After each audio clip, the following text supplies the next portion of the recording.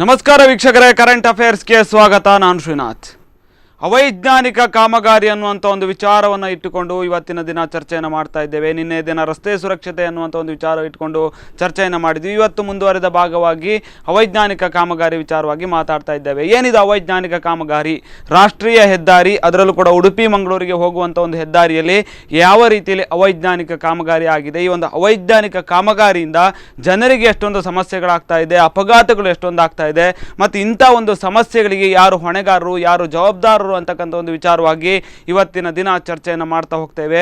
ಇನ್ನು ಈ ಒಂದು ರಾಷ್ಟ್ರೀಯ ಹೆದ್ದಾರಿಯ ಪಕ್ಕದಲ್ಲಿ ಮದ್ಯದ ಬಾಟಲಿಗಳು ಪ್ರವಾಸಿಗರನ್ನು ಸ್ವಾಗತಿಸ್ತಾ ಇದೆ. ಬೇರೆ ಬೇರೆ ರಾಜ್ಯಗಳಿಂದ, ಬೇರೆ ಬೇರೆ ಜಿಲ್ಲೆಗಳಿಂದ ಕೃಷ್ಣನಗರಿ ಉಡುಪಿಯನ್ನು ನೋಡೋದಕ್ಕೆ ಬರ್ತಾರೆ. ಅದರಲ್ಲೂ ಕೂಡ ಸಾಕಷ್ಟು ಪ್ರವಾಸಿ ತಾಣಗಳು ಇಲ್ಲಿ ಅಕ್ಕಪಕ್ಕ ಇರೋದ್ರಿಂದ ನೋಡಬೇಕು, ಈ ಒಂದು ಸೌಂದರ್ಯವನ್ನು ಸವಿಬೇಕು ಅಂತ ಸಾಕಷ್ಟು ಕಡೆಗಳಿಂದ ಪ್ರವಾಸಿಗರು ಬರ್ತಾರೆ. ಆದರೆ ಈ ಒಂದು ರಾಷ್ಟ್ರೀಯ ಹೆದ್ದಾರಿಗೆ ಬಂದು ಅಲ್ಲಿ ಎಂಟ್ರಿ ಆದ ತಕ್ಷಣ ಇವರಿಗೆ ಕಾಣೋದು ಮದ್ಯದ ಬಾಟಲಿಗಳು, ಬಾರ್ಗಳು ಇವೇ ಕಾಣ್ತಾ ಇದೆಯೇ ವಿನಃ ಸೌಂದರ್ಯವನ್ನು ಸವಿಯೋದಕ್ಕೆ ಯಾವ ರೀತಿಯಲ್ಲೂ ಕೂಡ ವ್ಯವಸ್ಥೆಗಳು ಆಗ್ತಾ ಇಲ್ಲ. ಯಾಕೆ ಈ ರೀತಿಯಲ್ಲಿ ಆಗ್ತಾ ಇದೆ? ರಾಷ್ಟ್ರೀಯ ಹೆದ್ದಾರಿ ಅಕ್ಕಪಕ್ಕದಲ್ಲಿ ಮದ್ಯದ ಬಾಟಲಿಗಳು, ಕಚಡಗಳು ಯಾಕೆ ಬೀಳಬೇಕು? ಇದನ್ನೆಲ್ಲ ಯಾರು ಮೇಂಟೈನ್ ಮಾಡಬೇಕು ಅನ್ನೋಂಥ ಒಂದು ವಿಚಾರವನ್ನು ಇಟ್ಟುಕೊಂಡು ಇವತ್ತಿನ ದಿನ ಚರ್ಚೆ ಮುಂದುವರಿತಾ ಹೋಗುತ್ತೆ. ಇನ್ನು ಇಂಥ ಒಂದು ಸಮಸ್ಯೆಗಳಿಗೆ, ಇಂಥ ಒಂದು ಸಮಸ್ಯೆಗಳು ಏನಾಗ್ತಾ ಇದೆ, ಇದನ್ನು ತಡೆಗಟ್ಟೋದಕ್ಕೆ ಯಾರು ಜವಾಬ್ದಾರರಾಗಬೇಕು? ಗ್ರಾಮ ಪಂಚಾಯಿತಿಯೋ ಅಥವಾ ರಾಷ್ಟ್ರೀಯ ಹೆದ್ದಾರಿ ಪ್ರಾಧಿಕಾರವೋ ಅಥವಾ ನವಯುಗ ಕಂಪನಿಯೋ ಅನ್ನೋಂಥ ಒಂದು ವಿಚಾರವನ್ನು ಇಟ್ಕೊಂಡು ಚರ್ಚೆಗಳಾಗ್ತಾ ಹೋಗುತ್ತೆ. ನಮ್ಮ ಜೊತೆ ಇವತ್ತಿನ ದಿನ ಕರ್ನಾಟಕ ರಕ್ಷಣಾ ವೇದಿಕೆಯ ಜಿಲ್ಲಾಧ್ಯಕ್ಷರಾಗಿರ್ತಕ್ಕಂಥ ಅನ್ಸರ್ ಅಹಮದ್ ಅವರಿದ್ದಾರೆ. ಅವರ ಜೊತೆ ಕೂಡ ನಾನು ಮಾತಾಡ್ತಾ ಹೋಗ್ತೇನೆ. ಇನ್ನು ನಿಮ್ಮ ಒಂದು ಅಭಿಪ್ರಾಯಗಳನ್ನು ಕೂಡ ನೀವು ತಿಳಿಸ್ಬೋದು, ನಿಮ್ಮ ಒಂದು ಕರೆಗಳನ್ನು ಕೂಡ ನಾನು ಸ್ವೀಕರಿಸ್ತೇನೆ. ಅನ್ಸರ್ ಅಹಮದ್ ಅವರೇ, ಕಾರ್ಯಕ್ರಮಕ್ಕೆ ಸ್ವಾಗತ. ಈಗಾಗಲೇ ನೋಡ್ತಾ ಹೋದರೆ ರಾಷ್ಟ್ರೀಯ ಹೆದ್ದಾರಿ, ಅದರಲ್ಲೂ ಕೂಡ ಉಡುಪಿ ಮಂಗಳೂರಿನ ಒಂದು ನವಯುಗ ಕಂಪನಿಯವರ ಒಂದು ಹೆದ್ದಾರಿ ಏನಿದೆ ಅದು ಸಂಪೂರ್ಣವಾಗಿ ಅವೈಜ್ಞಾನಿಕವಾಗಿದೆ ಅನ್ನುವಂಥ ಒಂದು ಆರೋಪಗಳು ಕೇಳಿ ಬರ್ತಾ ಇದೆ. ಇನ್ನು ಅದೇ ರೀತಿಯಲ್ಲಿ ನೀವು ಪ್ರತಿಭಟನೆಗಳನ್ನು ಕೂಡ ಮಾಡಿದ್ರಿ. ಈ ಕುರಿತಾಗಿ ಏನು ಹೇಳ್ತೀರಿ? ಈ ನವಯುಗ ಕಂಪನಿಯ ಕಾಮಗಾರಿ ಏನಿದೆ, ರಾಷ್ಟ್ರೀಯ ಹೆದ್ದಾರಿ 66ರಲ್ಲಿ ಮಾಡ್ತಾ ಇದೆ, ಇದರ ಬಗ್ಗೆ ಎಷ್ಟು ಹೇಳಿದ್ರು ಕಮ್ಮಿ. ಇದನ್ನು ಹೇಳ್ತಾ ಹೋದರೆ ಇನ್ನು 10 ವರ್ಷ ಬೇಕಾದಿತ್ತು. ಕಾಮಗಾರಿ ಆರಂಭ ಮಾಡಿ 10 ವರ್ಷ ಆಗಿದೆ. ಒಂದು ನಾವು ತಿಳ್ಕೊಳ್ಬೇಕೇನಂತಂದ್ರೆ, ನಾವು ನವಯುಗ ಕಂಪನಿಯನ್ನು ಎಲ್ಲಿಯೂ ದೂರಿ ಪ್ರಯೋಜನ ಇಲ್ಲ. ಯಾಕೆ? ನವಯುಗ ಕಂಪನಿಗೆ ಕಾಮಗಾರಿ, ಅವೈಜ್ಞಾನಿಕ ಕಾಮಗಾರಿ ಮಾಡಲಿಕ್ಕೆ ಅವಕಾಶ ಕಲ್ಪಿಸಿಕೊಟ್ಟದ ಸರ್ಕಾರ. ಕಾಮಗಾರಿ ಪೂರ್ಣ ಆಗದೆ ಟೋಲ್ ವಸೂಲಾತಿಗೆ ಅವಕಾಶ ಕೊಟ್ಟದೆ ಸರ್ಕಾರ. ಯಾಕಂತಂದ್ರೆ ನೋಡಿ, ನೀವು ನೋಡ್ಬೋದು, ಮೂಲ ನಕ್ಷೆ ಏನು ನಮ್ಮ ನವಯುಗ ಕಂಪನಿಯ ರಾಷ್ಟ್ರೀಯ ಹೆದ್ದಾರಿ 66ರ ಒಂದು ಕಾಮಗಾರಿ ಆರಂಭ ಆಗುವಾಗ ಏನು ಮೂಲ ನಕ್ಷೆ ಇದೆ ಅದನ್ನು ಇವತ್ತು ತೆಗೆದು ನೋಡಿ. ಮೂಲ ನಕ್ಷೆ ಮತ್ತೆ ಈಗ ನಡೀತಿರುವಂಥ ಕಾಮಗಾರಿಗೆ ಅಜಗಜಾಂತರ ವ್ಯತ್ಯಾಸ ಉಂಟು. ಆದರೆ ಆಕಾಶ ಭೂಮಿ ಅಂತಲೇ ಹೇಳ್ಬೋದು. ಹಾಗಾದರೆ ಮೂಲ ನಕ್ಷೆಗೆ ತಿರ್ಸ್ಲಿಕ್ಕೆ ಅವಕಾಶ ಮಾಡಿಕೊಟ್ಟದ್ದು ಯಾಕೆ? ಮೂಲ ನಕ್ಷೆದಿಂದ ನೀವು ನೋಡಿದ್ದೇ ಹೌದಾದರೆ ಬಹಳ ಒಳ್ಳೆಯ ಒಂದು ಮೂಲ ನಕ್ಷೆ ತಯಾರಾಗಿತ್ತು. ನಮ್ಮ ಉಡುಪಿ ಕರಾವಳಿ ಭಾಗದ ಎಲ್ಲ ಜನರಿಗೊಂದು ಒಳ್ಳೆಯ ಸಾರಿಗೆ ವ್ಯವಸ್ಥೆ ಆಗ್ತಾ ಇತ್ತು ಅಂತ ಸಿಕ್ಕಿದ್ರೆ ಅದನ್ನು ಕಲ್ಪಿಸಲಿಲ್ಲ. ಇದು ಬಹುಶಃ ಒಂದು ಗಾದೆ ಇದೆ, ಬರ್ತಾ ಬರ್ತಾ ರಾಯರ ಕುದುರೆ ಕತ್ತೆ ಆಯ್ತು ಅಂತೇಳಿ. ಹಾಗೆ ಮೂಲ ನಕ್ಷೆ ಬದಲಾಗಿದೆ. ಅದೇ ರೀತಿ ಕೆಲವು ರಾಜಕಾರಣಿಗಳು, ಜನಪ್ರತಿನಿಧಿಗಳ ಒಂದು ಇಚ್ಛಾಶಕ್ತಿ ಅಂತ ಹೇಳ್ಬೋದು. ಅವರಿಗೆ ಬೇಕಾದ ಜನರಿಗೆ ಬೇಕಾದಂತೆ ಮೂಲ ನಕ್ಷೆ ತಿದ್ದುಕೊಳ್ಳುವಂಥದ್ದು ನೋಡಿ. ಎಲ್ಲ ಕಡೆ ರಾಷ್ಟ್ರೀಯ ಹೆದ್ದಾರಿ ಅಗಲ ಎಷ್ಟು 65 ಮೀಟರ್ ಅಷ್ಟ ಅಗಲ ಆಗಬೇಕಿತ್ತು. ಪಡುಬಿದ್ರಿ ಭಾಗದಲ್ಲಿ ಹೋಗ್ತಾ ಹೋಗ್ತಾ ಆ ರಾಷ್ಟ್ರೀಯ ಹೆದ್ದಾರಿ ಅಗಲ ಆಗಿರುವಂಥದ್ದು 40-45 ಮೀಟರ್ ಅಷ್ಟ ಅಗಲ ಆಗಿದೆ. 20 ಮೀಟರ್ ಅಗಲ ಕಡಿಮೆ ಆಗಿದೆ. ಯಾಕಾಗಿ? ಆಗ ಸದಾನಂದ ಗೌಡರು ಇರುವಾಗ ಸಮಯದಲ್ಲಿ ಸದಾನಂದ ಗೌಡರ ಒಂದು ಅವರ ಶಿಫಾರಸು ಮೇಲೆಗೆ ಅದು 40 ಮೀಟರ್ ಮಾಡಿರುವಂಥದ್ದು. ಏನು ಅಗತ್ಯ ಇತ್ತು? 60, ಬಾಕಿ ಕಡೆ 65 ಮೀಟರ್, ಇಲ್ಲಿ 40 ಮೀಟರ್, ಏನಾಗತ್ತೆ ಇಲ್ಲಲ್ಲ. ಅಂದ್ರೆ ಸಾಧಾರಣ ಆ ಜನಪ್ರತಿನಿಧಿಗೆ ಬೇಕಾದವರು ಅವರಿಗೆ ಬೇಕಾದಾಗ ತಿರ್ಚಿಕೊಂಡಿದ್ದಾರೆ. ಮತ್ತು ಬೇರೆ ಎಲ್ಲ ಕಡೆ ನಿಮ್ಮ ರಸ್ತೆಯ ಮಧ್ಯದಲ್ಲಿ ಡಿವೈಡರ್ 10 ಮೀಟರ್ ಅಗಲ ಇತ್ತು.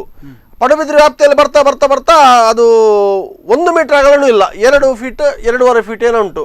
ಇದರಿಂದ ಅಪಘಾತಗಳು ಸಂಭವಿಸ್ತವೆ. ಇದೆಲ್ಲ ಅವೈಜ್ಞಾನಿಕ ಕಾಮಗಾರಿ. ಮತ್ತೆ ಎಲ್ಲರೂ ಹೇಳ್ತಾರೆ, ಕಾನೂನಲ್ಲಿ ರಾಷ್ಟ್ರೀಯ ಹೆದ್ದಾರಿಯಲ್ಲಿ ನಿಮ್ಮ ಏನು ಹೇಳ್ತಾರದು, ರಸ್ತೆಗೆ ತಡೆ ಇಡ್ತಾರಲ್ಲ, ಅದನ್ನು ಇಡುವಾಗಿಲ್ಲ. ಬ್ಯಾರಿಗೇಡ್ ಇಡುವಾಗಿಲ್ಲ. ಅದನ್ನ ಯಾಕೆ ಇಡ್ತಿದ್ದಾರೆ? ಯಾಕೆ ಇಡ್ತಾರೆ? ಇವರ ಅವೈಜ್ಞಾನಿಕ ಕಾಮಗಾರಿಯನ್ನು ಮುಚ್ಚಿಡ್ಲಿಕ್ಕೋಸ್ಕರ ಬ್ಯಾರಿಕೇಡ್ ಅನ್ನು ಇಡ್ತಾರೆ. ಎಲ್ಲ ಟೋಟಲ್ ಎಲ್ಲಿ ನೋಡ್ಲಿಕ್ಕೆ ಹೋದ್ರು ಎಲ್ಲ ಅವೈಜ್ಞಾನಿಕ ಕಾಮಗಾರಿ. ಇವತ್ತಿಗೆ ಮೊನ್ನೆ ಬುಧವಾರನೋ ಗುರುವಾರನೋ ಏನೋ ಒಂದೇ ದಿನ ಮಂಗಳೂರಿನಿಂದ ಉಡುಪಿಯಲ್ಲಿ 6 ಆಕ್ಸಿಡೆಂಟ್ ಆಗಿದೆ. 3 ಜನ ಸ್ಪಾಟಲ್ಲಿ ಸತ್ತೋಗಿದ್ದಾರೆ. ಇದಕ್ಕೆ ಹೊಣೆ ಯಾರು? ಇಷ್ಟು ಜನ, ನೂರಾರು ಜನ ಪ್ರಾಣ ಕಳ್ಕೊಂಡಿದ್ದಾರೆ. ಸಾವಿರಾರು ಜನ ಇವತ್ತು ಒಂದು ಗುಣ ಆಗದಂತಹ ರೀತಿಯಲ್ಲಿ ನೋವನ್ನು ಉಂಡುಕೊಂಡು ಮನೆಯಲ್ಲಿ ಮಲಗಿದ್ದಾರೆ. ಅವರ ಅಪಘಾತಕ್ಕೆ ನೇರವಾಗಿ ಸರ್ಕಾರವೇ ಹೊಣೆ ಅಲ್ಲ. ಯಾಕೆ ಅಂತಂದರೆ ಇಷ್ಟೊಂದು ಈ ರೀತಿಯಲ್ಲಿ ಅವೈಜ್ಞಾನಿಕ ಕಾಮಗಾರಿಯನ್ನು ಮಾಡುವಂಥ ಒಂದು ವ್ಯವಸ್ಥೆಗಳು ಮುಂಚೆನೇ ಗೊತ್ತಿದ್ದಿದ್ರೆ ಅಥವಾ ಅವೈಜ್ಞಾನಿಕ ಕಾಮಗಾರಿಯನ್ನು ಮಾಡಲಿಕ್ಕೆ ಇವರು ಹೊರಡ್ತಾರೆ ಅಂತಂದರೆ ಇಂಥ ಒಂದು ಅಭಿವೃದ್ಧಿ ಕಾರ್ಯಗಳನ್ನು ಅಥವಾ ಇಂಥ ಒಂದು ರೋಡ್ಗಳನ್ನು ಮಾಡುವಂಥ ಒಂದು ಜವಾಬ್ದಾರಿಯನ್ನು ಅವ್ರು ಯಾಕೆ ತೆಗೆದುಕೊಳ್ಬೇಕಾಗಿತ್ತು ಅಂತ. ನವೀಗ ಕಂಪನಿಯವರು ದುಡ್ಡು ಮಾಡೋದಕ್ಕೋಸ್ಕರ ಇಂಥ ಒಂದು ಕೆಲಸಗಳನ್ನು ಮಾಡಿದ್ರು. ಖಂಡಿತವಾಗಿ ದುಡ್ಡು ಮಾಡಲಿಕ್ಕೆ, ಇವರು ದುಡ್ಡು ಮಾಡಲಿಕ್ಕೆ ಅಲ್ಲ ಅಂತ ಆದರೆ ಇವರಿಗೆ ಕೆಲವು ಬೆನ್ನೆಲುಬಾಗಿ ನಿಂತಹ ಜನಪ್ರತಿನಿಧಿಗಳು ದುಡ್ಡು ಮಾಡುವ ಆಸೆಯಿಂದಲೇ ಇವರಿಗೆ ಆ ಮೂಲ ಲಕ್ಷ್ಯ ಮಾತಾಡಿದ್ನಲ್ಲ ನಾನು, ಮೂಲ ಲಕ್ಷ್ಯವನ್ನು ತಿರುಚಲಿಕ್ಕೆ ಅವಕಾಶ ಮಾಡಿಕೊಟ್ರು. ಮೂಲ ಲಕ್ಷ್ಯ ಪ್ರಕಾರ ನಾಳೆ ಹೆದ್ದಾರಿ ಕೆಲಸ ಆರಂಭ ಆದ್ರೂ ಸಹ ಸೂಪರ್ ರಸ್ತೆ, ನಮಗೆ ಎಲ್ಲೂ ಅವೈಜ್ಞಾನಿಕ ಕಾಮಗಾರಿ ಆಗ್ಲಿಕ್ಕೆ ಸಾಧ್ಯನೇ ಇಲ್ಲ. ಅದು ಬರ್ತಾ ಬರ್ತಾ ಬರ್ತಾ ಅದನ್ನು ಬೇಕಾದಾಗ ತಿದ್ದುಕೊಂಡ್ರು ರಸ್ತೆ ಕಡೆಗೆ ಏನೇನಾಗಿ ಹೋಯ್ತದು. ಅದೇ ಮುಂಚೆ ರೋಡ್ಗಳು ಸರಿ ಇರಲಿಲ್ಲ ಅಂತ ಸಂದರ್ಭದಲ್ಲಿ, ಈಗ ಕೆಲವು ವರ್ಷಗಳಿಂದ ರೋಡ್ಗಳು ಸರಿ ಇರಲಿಲ್ಲ ಅಂತ ಸಂದರ್ಭದಲ್ಲಿ ಜನರಿಗೆ ಏನಾಯಿತು ಅಂತಂದರೆ ನವಯುಗ ಕಂಪನಿಯವರು ಬರ್ತಾರೆ, ಒಳ್ಳೆ ರೀತಿಯಲ್ಲಿ ಚತುಷ್ಪಥ ಕಾಮಗಾರಿಗಳನ್ನು ಮಾಡ್ತಾರೆ. ಇನ್ನು ನಾವು ಉಡುಪಿ ಮಂಗಳೂರಿಗೆ ಅಥವಾ ಇನ್ನು ಕುಂದಾಪುರಕ್ಕೆ ಹೋಗುವಂಥ ಒಂದು ಪ್ರದೇಶಗಳಿಗೆ ಅತ್ಯಂತ ಬೇಗವಾಗಿ ಹೋಗ್ಬೋದು ಮತ್ತು ಅದೇ ರೀತಿಯಲ್ಲಿ ಯಾವುದೇ ಅಪಘಾತ ರಹಿತವಾಗಿ ನಾವು ಪ್ರಯಾಣ ಮಾಡ್ಬೋದು ಅಂತ ಒಂದು ಆಶಾಭಾವನೆಯೊಂದಿಗೆ ಅವರು ಭೂಮಿಯನ್ನು ಕೂಡ ಕೊಡ್ತಾ ಹೋದ್ರು. ಅಲ್ಲೇ ಅಕ್ಕಪಕ್ಕ ಇದ್ದವರು ಭೂಮಿಯನ್ನು ನವಯುಗ ಕಂಪನಿಯವರಿಗೆ ಕೊಡ್ತಾ ಹೋದರು. ಆದರೂ ಕೂಡ ಈ ರೀತಿಯಲ್ಲಿ ಅವೈಜ್ಞಾನಿಕ ಕಾಮಗಾರಿಗಳನ್ನು ಮಾಡಿ ಅವರು ಜನರಿಗೆ ಎಷ್ಟೊಂದು ಸಂಕಷ್ಟಗಳನ್ನು ಕೊಡುವಂಥ ಒಂದು ಅವಶ್ಯಕತೆಗಳು ಏನಿತ್ತು ಅಂತ. ಒಂದು ಕರೆ ಇದೆ ಸರ್, ಒಂದು ಕರೆ. ಹಲೋ ಹಲೋ, ಪ್ರಮೋದ್ ಸುವರ್ಣ ಅವರೇ, ಈ ಒಂದು ರಸ್ತೆ ಸುರಕ್ಷತೆ ಬಗ್ಗೆ ಅದೇ ರೀತಿಯಲ್ಲಿ ಅವೈಜ್ಞಾನಿಕ ಕಾಮಗಾರಿಯ ವಿಚಾರವಾಗಿ ಮಾತಾಡ್ತಾ ಇದ್ದೀವಿ. ಅದೇ ರೀತಿಯಲ್ಲಿ ನವಯುಗ ಕಂಪನಿಯವರು ಮತ್ತು ಗ್ರಾಮ ಪಂಚಾಯಿತಿಯವರು, ಹೆದ್ದಾರಿ ಪ್ರಾಧಿಕಾರದವರು ಯಾವ ರೀತಿ ಜವಾಬ್ದಾರಿಯನ್ನು ಹೊತ್ಕೊಳ್ಬೇಕು ಅಂತಕ್ಕಂಥ ವಿಚಾರವಾಗಿ ಮಾತಾಡ್ತಾ ಇದ್ವಿ. ಹೇಳಿ. ಖಂಡಿತ ಈ ಒಂದು ಕರಾವಳಿ ಭಾಗದ ಜನರು ಬಹಳಷ್ಟು ನಿರೀಕ್ಷೆಯಲ್ಲಿ ಇಟ್ಟಂತ ಈ ಒಂದು ರಾಷ್ಟ್ರೀಯ ಹೆದ್ದಾರಿ 66, ಈ ಒಂದು ರಾಷ್ಟ್ರೀಯ ಹೆದ್ದಾರಿ ಕಾಮಗಾರಿ ನವಯುಗ ಕಂಪನಿಯವರು ಏನು ಗುತ್ತಿಗೆ ಪಡೆದ ನಂತರ ಸುಮಾರು 8-9 ವರ್ಷ ಕಾಲ ಈ ಒಂದು ರಸ್ತೆ ನಿರ್ಮಾಣಕ್ಕೂ ಅವರು ತೆಗೆದುಕೊಂಡ್ರು. ಈ ಒಂದು ರಸ್ತೆ ನಿರ್ಮಾಣದ ಸಂದರ್ಭದಲ್ಲೂ ಕೂಡ ಸಾಕಷ್ಟು ಅಪಘಾತಗಳು ಸಂಭವಿಸಿ ಹಲವಾರು ಪ್ರಾಣಗಳನ್ನು ಕಳಕೊಂಡಂತಹ ನಿದರ್ಶನ ಕೂಡ ಈ ಒಂದು ಭಾಗದಲ್ಲಿ ಈ ಒಂದು ರಸ್ತೆ ನಿರ್ಮಾಣದ ಸಂದರ್ಭದಲ್ಲಿ ಆಗಿತ್ತು. ನಾವು ಇಲ್ಲಿ ಏನ್ ಗಮನಿಸಬೇಕಂತ ಹೇಳಿದ್ರೆ, ಈ ಒಂದು ಭಾಗದಲ್ಲಿ ಇಂತಹ ಒಂದು ರಸ್ತೆ ನಿರ್ಮಾಣ ಆದ ನಂತರ ಇಲ್ಲಿಯ ಭಾಗದ ಜನರಿಗೆ ಏನು ಹೆಚ್ಚಿನ ಪ್ರಯೋಜನಕ್ಕಿಂತಲೂ ಕೂಡ ಅವರು ಇಲ್ಲಿ ಒಂದು ನಷ್ಟ ಅಂದ್ರೆ ಅವರು ತೊಂದರೆಯನ್ನು ಅನುಭವಿಸ್ತಿದ್ದಾರೆ ಅಂತ ಹೇಳ್ಬೋದು. ನಾವು ಈಗ ಗಮನಿಸುವುದಾದ್ರೆ ಇಲ್ಲಿ ಪಡುಬಿದ್ರಿಯಿಂದ ನಾವು ಈಗ ಉಡುಪಿ ತನಕ ನಾವು ಗಮನಿಸುವುದಾದ್ರೆ ಇಲ್ಲಿ ಈಗ ರಾಷ್ಟ್ರೀಯ ಹೆದ್ದಾರಿಯ ಏನು ಕಾಮಗಾರಿ ನಡೆದ ನಂತರ ಇಲ್ಲಿ ಸರಿಯಾದ ಸರ್ವಿಸ್ ರಸ್ತೆ ಮಾಡದೆ ಸಾರ್ವಜನಿಕರಿಗೆ ವಾಹನ ಸಂಚಾರಕ್ಕೆ ತೊಂದರೆ ಆಗ್ತದೆ ಒಂದು ಕಡೆ. ಇನ್ನೊಂದು ಕಡೆ ನಾವಿಲ್ಲಿ ಗಮನಿಸಬೇಕಂತ ಹೇಳಿದ್ರೆ, ಇದು ಮುಖ್ಯವಾಗಿ ಈ ಒಂದು ಉಡುಪಿಗೆ ಸಾಕಷ್ಟು ಪ್ರವಾಸಿಗರು ಇರ್ಬೋದು, ಕೃಷ್ಣ ಮಠಕ್ಕೆ ಭಕ್ತರು ಇರ್ಬೋದು, ಸಾಕಷ್ಟು ಸಂಖ್ಯೆಯಲ್ಲಿ ಈ ಒಂದು ಭಾಗಕ್ಕೆ ಬರ್ತಾರೆ. ಆದ್ರೆ ನಾವು ಇಲ್ಲಿ ಮುಖ್ಯವಾಗಿ ಗಮನಿಸಬೇಕಂತ ಹೇಳಿದ್ರೆ ಸ್ವಚ್ಛತೆ ಬಗ್ಗೆ ನಾವು ಜಿಲ್ಲಾಡಳಿತ ಈಗಾಗ್ಲೇ ಉಡುಪಿಯನ್ನು ನಾವು ಸ್ವಚ್ಛತೆಯಿಂದ ಕಾಪಾಡಿಕೊಂಡಿದೆ, ಸ್ವಚ್ಛತೆ ಉಡುಪಿ ಅಂತ ಹೇಳಿ ಏನು ಈಗ ಹೇಳ್ಕೊಂಡು ಬರ್ತಾ ಇದ್ರು ಕೂಡ ನಾವು ರಾಷ್ಟ್ರೀಯ ಹೆದ್ದಾರಿಯ ಪಕ್ಕದಲ್ಲಿ ಅಂದ್ರೆ ಏನು ಪಾದಾಚಾರಿಗಳು ನಡೆದುಕೊಂಡು ಹೋಗ್ತಾರೆ ಅಲ್ಲಿ ಈಗ ಮದ್ಯದ ಬಾಟಲ್ಗಳಿರ್ಬೋದು, ಇವು ಪ್ಲಾಸ್ಟಿಕ್ ನಿಂದ ತ್ಯಾಜ್ಯಗಳಿರ್ಬೋದು, ಇನ್ನಿತರ ಮನೆ ಬಳಕೆ ಅಂದ್ರೆ ಅವರು ಮನೆಯ ಉಪಯೋಗಕ್ಕೆ ಬಳಸಿದಂತಹ ವಸ್ತುಗಳನ್ನು ಅಂದ್ರೆ ರಾಷ್ಟ್ರೀಯ ಹೆದ್ದಾರಿಯ ಪಕ್ಕದಲ್ಲೇ ತಂದು ಬಿಸಾಡುವಂತ ಕೆಲಸ ಈಗ ನಡೀತಾ ಇದೆ. ಈಗಾಗ್ಲೇ ಏನು ರಾಷ್ಟ್ರೀಯ ಹೆದ್ದಾರಿಯ ಪಕ್ಕದಲ್ಲಿ ಏನು ಬಾರ್ಗಳಿತ್ತು, ಮದ್ಯದ ಅಂಗಡಿಗಳಿತ್ತು, ಅದನ್ನು ಸ್ಥಳಾಂತರಿಸುವ 1 ವರ್ಷದ ಮುಂಚೆ ಸ್ಥಳಾಂತರಿಸುವ ಕಾರ್ಯ ನಡೆದಿತ್ತು. ಆದ್ರೆ ಏನು ಆ ಒಂದು ಮದ್ಯದ ಅಂಗಡಿಯ ಮಾಲಕರು ಏನು ಕೋರ್ಟ್ಗೆ ಹೋಗಿ ಈಗಾಗ್ಲೇ ಎಲ್ಲಾ ರಾಷ್ಟ್ರೀಯ ಹೆದ್ದಾರಿ ಪಕ್ಕದಲ್ಲಿ ಮದ್ಯದ ಅಂಗಡಿಗಳು ತೆರೆದಿರ್ತದೆ. ಆದ್ರೆ ನಾವಿಲ್ಲಿ ಮುಖ್ಯವಾಗಿ ಗಮನಿಸಬೇಕೇನಂತ ಹೇಳಿದ್ರೆ, ರಾಷ್ಟ್ರೀಯ ಹೆದ್ದಾರಿಯ ಪಕ್ಕದಲ್ಲಿ ಏನು ಬಿಸಾಡ್ತಿರುವಂತಹ ಈ ಒಂದು ಮದ್ಯದ ಬಾಟ್ಲುಗಳು ಸಾಕಷ್ಟು ಈ ಒಂದು ಪಾದಾಚಾರಿಗಳಿಗೆ ಅಂದ್ರೆ ಏನು ರಾಷ್ಟ್ರೀಯ ಹೆದ್ದಾರಿಯ ಪಕ್ಕದಲ್ಲಿ ನಡ್ಕೊಂಡು ಹೋಗುವಂತಹ ಪಾದಾಚಾರಿಗಳಿಗೆ ತುಂಬಾ ತೊಂದರೆ ಆಗ್ತಾ ಇದೆ. ಮತ್ತೊಂದು ಬೇಕಾಬಿಟ್ಟಿ ಈ ಒಂದು ಮದ್ಯದ ಬಾಟಲ್ಗಳನ್ನು ಎಲ್ಲಾ ರಾಷ್ಟ್ರೀಯ ಹೆದ್ದಾರಿಯ ಪಕ್ಕದಲ್ಲಿ ಬಿಸಾಡ್ಬಿಡ್ತಾರೆ. ಇದರಿಂದ ಸಾಕಷ್ಟು ಜನರು ತೊಂದರೆಯನ್ನು ಅನುಭವಿಸ್ತಿದ್ದಾರೆ. ನಾವಿಲ್ಲಿ ಮುಖ್ಯವಾಗಿ ಏನ್ ಗಮನಿಸಬೇಕಂತ ಹೇಳಿದ್ರೆ, ಮಾಧ್ಯಮ ನಾವು ಈಗ ಆ ಒಂದು ಏನು ಈ ರಸ್ತೆ ಬದಿಯಲ್ಲಿರುವಂತಹ ಈ ಒಂದು ಮದ್ಯದ ಬಾಟ್ಲ್ ಇರಬಹುದು, ತ್ಯಾಜ್ಯ ಇರ್ಬೋದು, ಇದನ್ನು ನಾವು ಜನರ ಮುಂದೆ ಅಂದ್ರೆ ಯಾರು ಈ ಒಂದು ಸಂಬಂಧಪಟ್ಟವರ ಮುಂದೆ ನಾವು ಅದನ್ನು ವರದಿಯನ್ನು ಮಾಡ್ಬೋದು. ಆದ್ರೆ ಸಂಬಂಧಪಟ್ಟ ಅಧಿಕಾರಿಗಳು ಶೀಘ್ರ ಅದನ್ನು ಏನು ಅಂದ್ರೆ ಸ್ವಚ್ಛತೆಗೊಳಿಸುವಂತೆ ಅದನ್ನು ಸ್ಥಳಾಂತರಿಸುವ ಕೆಲಸವನ್ನು ಮಾಡ್ಬೇಕಿತ್ತು. ನಾನು ಇಲ್ಲಿ ಏನು ಅಂತ ಹೇಳಿದ್ರೆ, ಪಡುಬಿದ್ರೆಯಿಂದ ನಾವು ಉಡುಪಿ ತನಕ ಗಮನಿಸುವುದಾದ್ರೆ ಈ ರಾಷ್ಟ್ರೀಯ ಹೆದ್ದಾರಿ ಹಾದು ಹೋಗುವಂತ ಎಲ್ಲಾ ಗ್ರಾಮ ಪಂಚಾಯತ್ಗಳು ಅಂದ್ರೆ ಈಗ ಎಲ್ಲಾ ಕಡೆ ನಾವು ನೋಡ್ತಾ ಇದ್ದೇವೆ. ಮುಖ್ಯವಾಗಿ ನಾವು ಉಚ್ಚಿಲ ಭಾಗ ಇರ್ಬೋದು, ಕಾಪಿನಲ್ಲಿ ನಾವು ಈಗ ಪುರಸಭೆ ಆಗಿರೋದ್ರಿಂದ ಆ ಭಾಗದಲ್ಲಿ ಸ್ವಚ್ಛತೆಯನ್ನು ಕಾಣ್ತಾ ಇದ್ದೇವೆ. ಉದ್ಯಾವರ ಗ್ರಾಮ ಪಂಚಾಯತ್, ಕರ್ಪಾಡಿ ಗ್ರಾಮ ಪಂಚಾಯತ್ ನಲ್ಲಿ ಇರ್ಬೋದು. ಮತ್ತೆ ಈ ಒಂದು ರಾಷ್ಟ್ರೀಯ ಹೆದ್ದಾರಿ ಏನು ಗ್ರಾಮ ಪಂಚಾಯತ್ ಗಳಿಂದ ಹಾದು ಹೋಗುವಂತ ರಾಷ್ಟ್ರೀಯ ಹೆದ್ದಾರಿ ಪಕ್ಕದಲ್ಲಿ ಬೇಕಾಬಿಟ್ಟಿ ಈ ಒಂದು ಮದ್ಯದ ಬಾಟುಗಳನ್ನು ತಂದು ಬಿಸಾಡ್ತಾರೆ. ಈಗಾಗಲೇ ಸಾರ್ವಜನಿಕರು ಈ ಒಂದು ಗ್ರಾಮ ಪಂಚಾಯತ್ ಗಳಿಗೆ ಮಾಹಿತಿ ನೀಡಿದ್ರು ಕೂಡ ಯಾವುದೇ ಒಂದು ಪ್ರಯೋಜನ ಆಗ್ತಾ ಇಲ್ಲ. ಇಲ್ಲಿ ಮುಖ್ಯವಾಗಿ ನಾವು ಗಮನಿಸಬೇಕಂತ ಹೇಳಿದ್ರೆ, ರಾಷ್ಟ್ರೀಯ ಹೆದ್ದಾರಿ ಪಕ್ಕದಲ್ಲಿ ಏನು ಈ ಒಂದು ಮದ್ಯದ ಬಾಟಲ್ಗಳನ್ನು ಬಿಸಾಡುತ್ತಾರೆ, ಅದೇ ರೀತಿಯಲ್ಲಿ ಈ ಒಂದು ರಾಷ್ಟ್ರೀಯ ಹೆದ್ದಾರಿಯಲ್ಲಿ ಏನು ಡಿವೈಡರ್ ಗಳನ್ನು ಪಾಸ್ ಮಾಡುವಂತ ವಾಹನ ಚಾಲಕರಿರ್ಬೋದು, ಈ ಒಂದು ರಾಷ್ಟ್ರೀಯ ಹೆದ್ದಾರಿಯಿಂದ ನಾವು ಏನು ಕಷ್ಟವನ್ನು ಅನುಭವಿಸ್ತಿದ್ದೇವೆ, ಎಷ್ಟು ಅಪಘಾತಗಳಾಗ್ತಿದ್ದೇವೆ, ಇದಕ್ಕೆಲ್ಲ ಕಡಿವಾಣವನ್ನು ಏನು ಸಂಬಂಧಪಟ್ಟ ಅಧಿಕಾರಿಗಳು, ರಾಷ್ಟ್ರೀಯ ಹೆದ್ದಾರಿ ಅಧಿಕಾರಿಗಳಿರ್ಬೋದು, ಜಿಲ್ಲಾಡಳಿತ ಇರ್ಬೋದು, ಶೀಘ್ರವಾಗಿ ಕ್ರಮ ಕೈಗೊಳ್ಬೇಕಾಗಿದೆ. ಮುಖ್ಯವಾಗಿ ಈಗಾಗಲೇ ನಾವು ಗಮನಿಸ್ತೇವೆ, ಟೋಲ್ ಸಂಗ್ರಹ ಆಗ್ತಾ ಇದೆ, ಟೋಲ್ ಬಗ್ಗೆ ಸಾಕಷ್ಟು ವಿರೋಧವಾಗ್ತದೆ, ಸ್ಥಳೀಯ ವಾಹನಗಳಿಗೆ ಟೋಲ್ ಸಂಗ್ರಹ ಆಗ್ಬಾರ್ದು ಅಂತ ಹೇಳಿ. ಆದ್ರೆ ಮುಖ್ಯವಾಗಿ ಇಲ್ಲಿ ನಾವ್ ಏನ್ ಗಮನಿಸ್ಬೇಕಂತ ಹೇಳಿದ್ರೆ, ನವಯುಗ ಕಂಪನಿ ಈಗ ಏನು ಟೋಲ್ ಸಂಗ್ರಹ ಮಾಡ್ತಾ ಇದೆ, ಅದೇ ರೀತಿಯಲ್ಲಿ ರಾಷ್ಟ್ರೀಯ ಹೆದ್ದಾರಿಯ ನೀವು ಅಂದ್ರೆ ಅದರ ಎಲ್ಲ ಸ್ವಚ್ಛತೆ ಕಾಪಾಡುವುದಿರ್ಬೋದು, ಇನ್ನಿತರ ವಾಹನ ಸಂಚಾರಕ್ಕೆ ಅನುವು ಮಾಡುವಂತ ನಾಮಫಲಕಗಳಿರ್ಬೋದು, ಇವೆಲ್ಲ ಏನು ನವಯುಗ ಕಂಪನಿಗಳು ಮಾಡ್ಬೇಕಿದೆ. ಈಗ ರಾಷ್ಟ್ರೀಯ ಹೆದ್ದಾರಿಯಲ್ಲಿ ಸಂಭವಿಸುವ ಅಪಘಾತಗಳಿಗೆ ನಾನು ನೇರ ಹೊಣೆ ಹೇಳ್ತೇನೆ ನವಯುಗ ಕಂಪನಿ ಅಂತ ಹೇಳ್ಬೋದು. ಯಾಕಂತೇಳಿ ರಾಷ್ಟ್ರೀಯ ಹೆದ್ದಾರಿಯಲ್ಲಿ ಯಾವುದೇ ಒಂದು ಸೂಚನಾ ಫಲಕವನ್ನು ಸರಿಯಾಗಿ ಬಳಕೆ ಮಾಡ್ಲಿಲ್ಲ, ಸರ್ವಿಸ್ ರಸ್ತೆಗಳನ್ನು ನಿರ್ಮಾಣ ಮಾಡ್ಲಿಲ್ಲ. ತರಾತುರಿಯಲ್ಲಿ ಈಗ ಕರಾವಳಿ ಜಂಕ್ಷನ್ ನಲ್ಲಿರುವಂತ ಫ್ಲೈಓವರ್ ಅನ್ನು ಈಗಾಗಲೇ ಏನು ಫ್ಲೈಓವರ್ ಅನ್ನು ಅಲ್ಲಿ ಈಗ ವಾಹನ ಸಂಚಾರಕ್ಕೆ ಅನುವು ಮಾಡಿಕೊಟ್ಟಿದ್ದಾರೆ, ಅಲ್ಲಿ ಕೂಡ ಸರಿಯಾದ ಒಂದು ಸರ್ವಿಸ್ ರಸ್ತೆಯನ್ನು ನಿರ್ಮಾಣ ಮಾಡಲಿಲ್ಲ. ಒಟ್ಟಾರೆ ನಾವು ಈಗ ಏನು ಗಮನಿಸಬೇಕು, ಈ ಒಂದು ರಾಷ್ಟ್ರೀಯ ಹೆದ್ದಾರಿಯ ಅವೈಜ್ಞಾನಿಕ ಕಾಮಗಾರಿಯಿಂದ ಸಾಕಷ್ಟು ನಮ್ಮ ಸ್ಥಳೀಯ ಜನರು ಕಷ್ಟವನ್ನು ಅನುಭವಿಸುತ್ತಿದ್ದಾರೆ.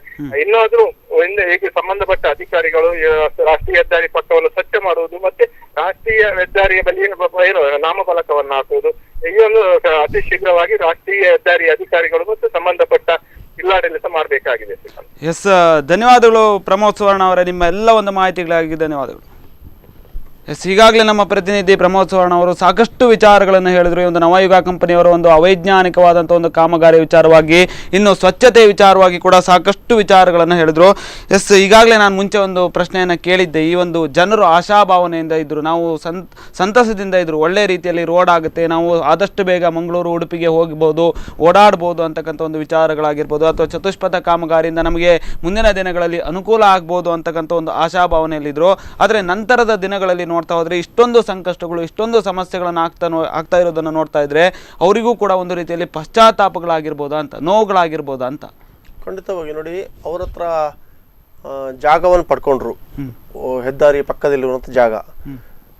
ಅವ್ರು ಏನೋ ನಮ್ಮ ಕರಾವಳಿ ಭಾಗಕ್ಕೆ ಒಳ್ಳೆಯ ರಸ್ತೆ ನಿರ್ಮಾಣ ಆಗ್ತದೆ ಅನ್ನುವಂಥ ಆಶಾಭಾವನೆಯಿಂದ ತಮ್ಮ ಜಾಗಗಳನ್ನು ಜುಜುಬಿ ಬೆಲೆಗೆ, ಅದರಲ್ಲಿ ಯಾವುದೇ ಮುಲಾಜಿಲ್ಲ, 20,000 ಬೆಲೆಗೆ ಪಡ್ಕೊಂಡ್ರು.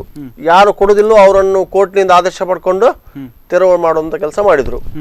ಆ ಸಮಯದಲ್ಲಿ ಒಂದು ಭರವಸೆಯನ್ನು ಕೊಟ್ಟಿತ್ತು ನವಯುಗ ಕಂಪನಿ, ನಿಮ್ಮ ಮನೆಯವರಿಗೆ ಒಂದು ಕೆಲಸ ಕೊಡ್ತೇವೆ, ನಮ್ಮ ಕಂಪನಿಯಲ್ಲಿ ಕೆಲಸ ಕೊಡ್ತೇವೆ ಅನ್ನುವಂಥ ಒಂದು ಭರವಸೆಯನ್ನು ಕೊಟ್ಟಿತ್ತು.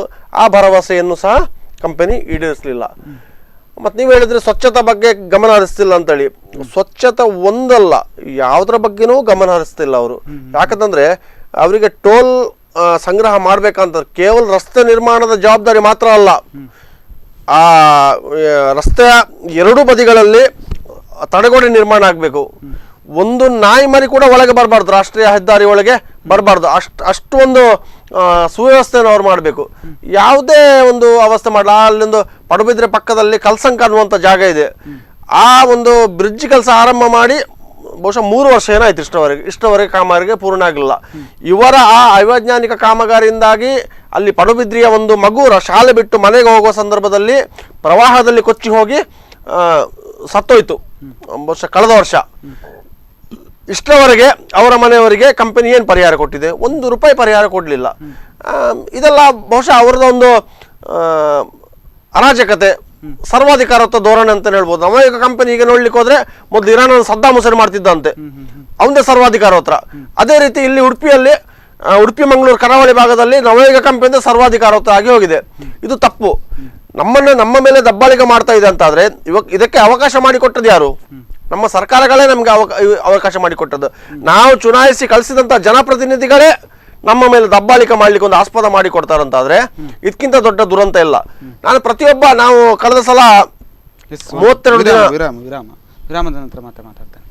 ವೀಕ್ಷಕರೇ, ನೀವೇ ನೋಡ್ತಾ ಇರುವಾಗ ಈ ಒಂದು ಅವೈಜ್ಞಾನಿಕ ಕಾಮಗಾರಿ ವಿಚಾರವನ್ನು ಮಾತಾಡ್ತಾ ಸ್ವಚ್ಛತೆ ಕೂಡ ಇಲ್ಲದೆ ಇರೋದು ಮುನ್ನೆಲೆಗೆ ಬಂದಿದೆ. ಯಾಕೆ ಈ ರೀತಿ ಸ್ವಚ್ಛತೆ ಇಲ್ಲ? ಸ್ವಚ್ಛತೆಯನ್ನು ಕಾಪಾಡೋ ನಿಟ್ಟಿನಲ್ಲಿ ನವಯುಗ ಕಂಪನಿಯವರು ಎಷ್ಟರ ಮಟ್ಟಿಗೆ ವಿಫಲರಾಗಿದ್ದಾರೆ, ಮತ್ತು ಅದೇ ರೀತಿಯಲ್ಲಿ ಆ ಒಂದು ಸ್ವಚ್ಛತೆಯನ್ನು ಕಾಪಾಡೋ ನಿಟ್ಟಿನಲ್ಲಿ ರಾಷ್ಟ್ರೀಯ ಹೆದ್ದಾರಿ ಪ್ರಾಧಿಕಾರ ಮತ್ತು ಗ್ರಾಮ ಪಂಚಾಯತ್ಗಳು ಮುಂದಿನ ದಿನಗಳಲ್ಲಿ ಯಾವ ರೀತಿ ಯೋಜನೆಗಳನ್ನು ಹಾಕ್ಕೊಳ್ಬೇಕು ಅಂತಕ್ಕಂಥ ಒಂದು ವಿಚಾರವಾಗಿ ಕೂಡ ಚರ್ಚೆಯನ್ನು ಮಾಡ್ತೇವೆ.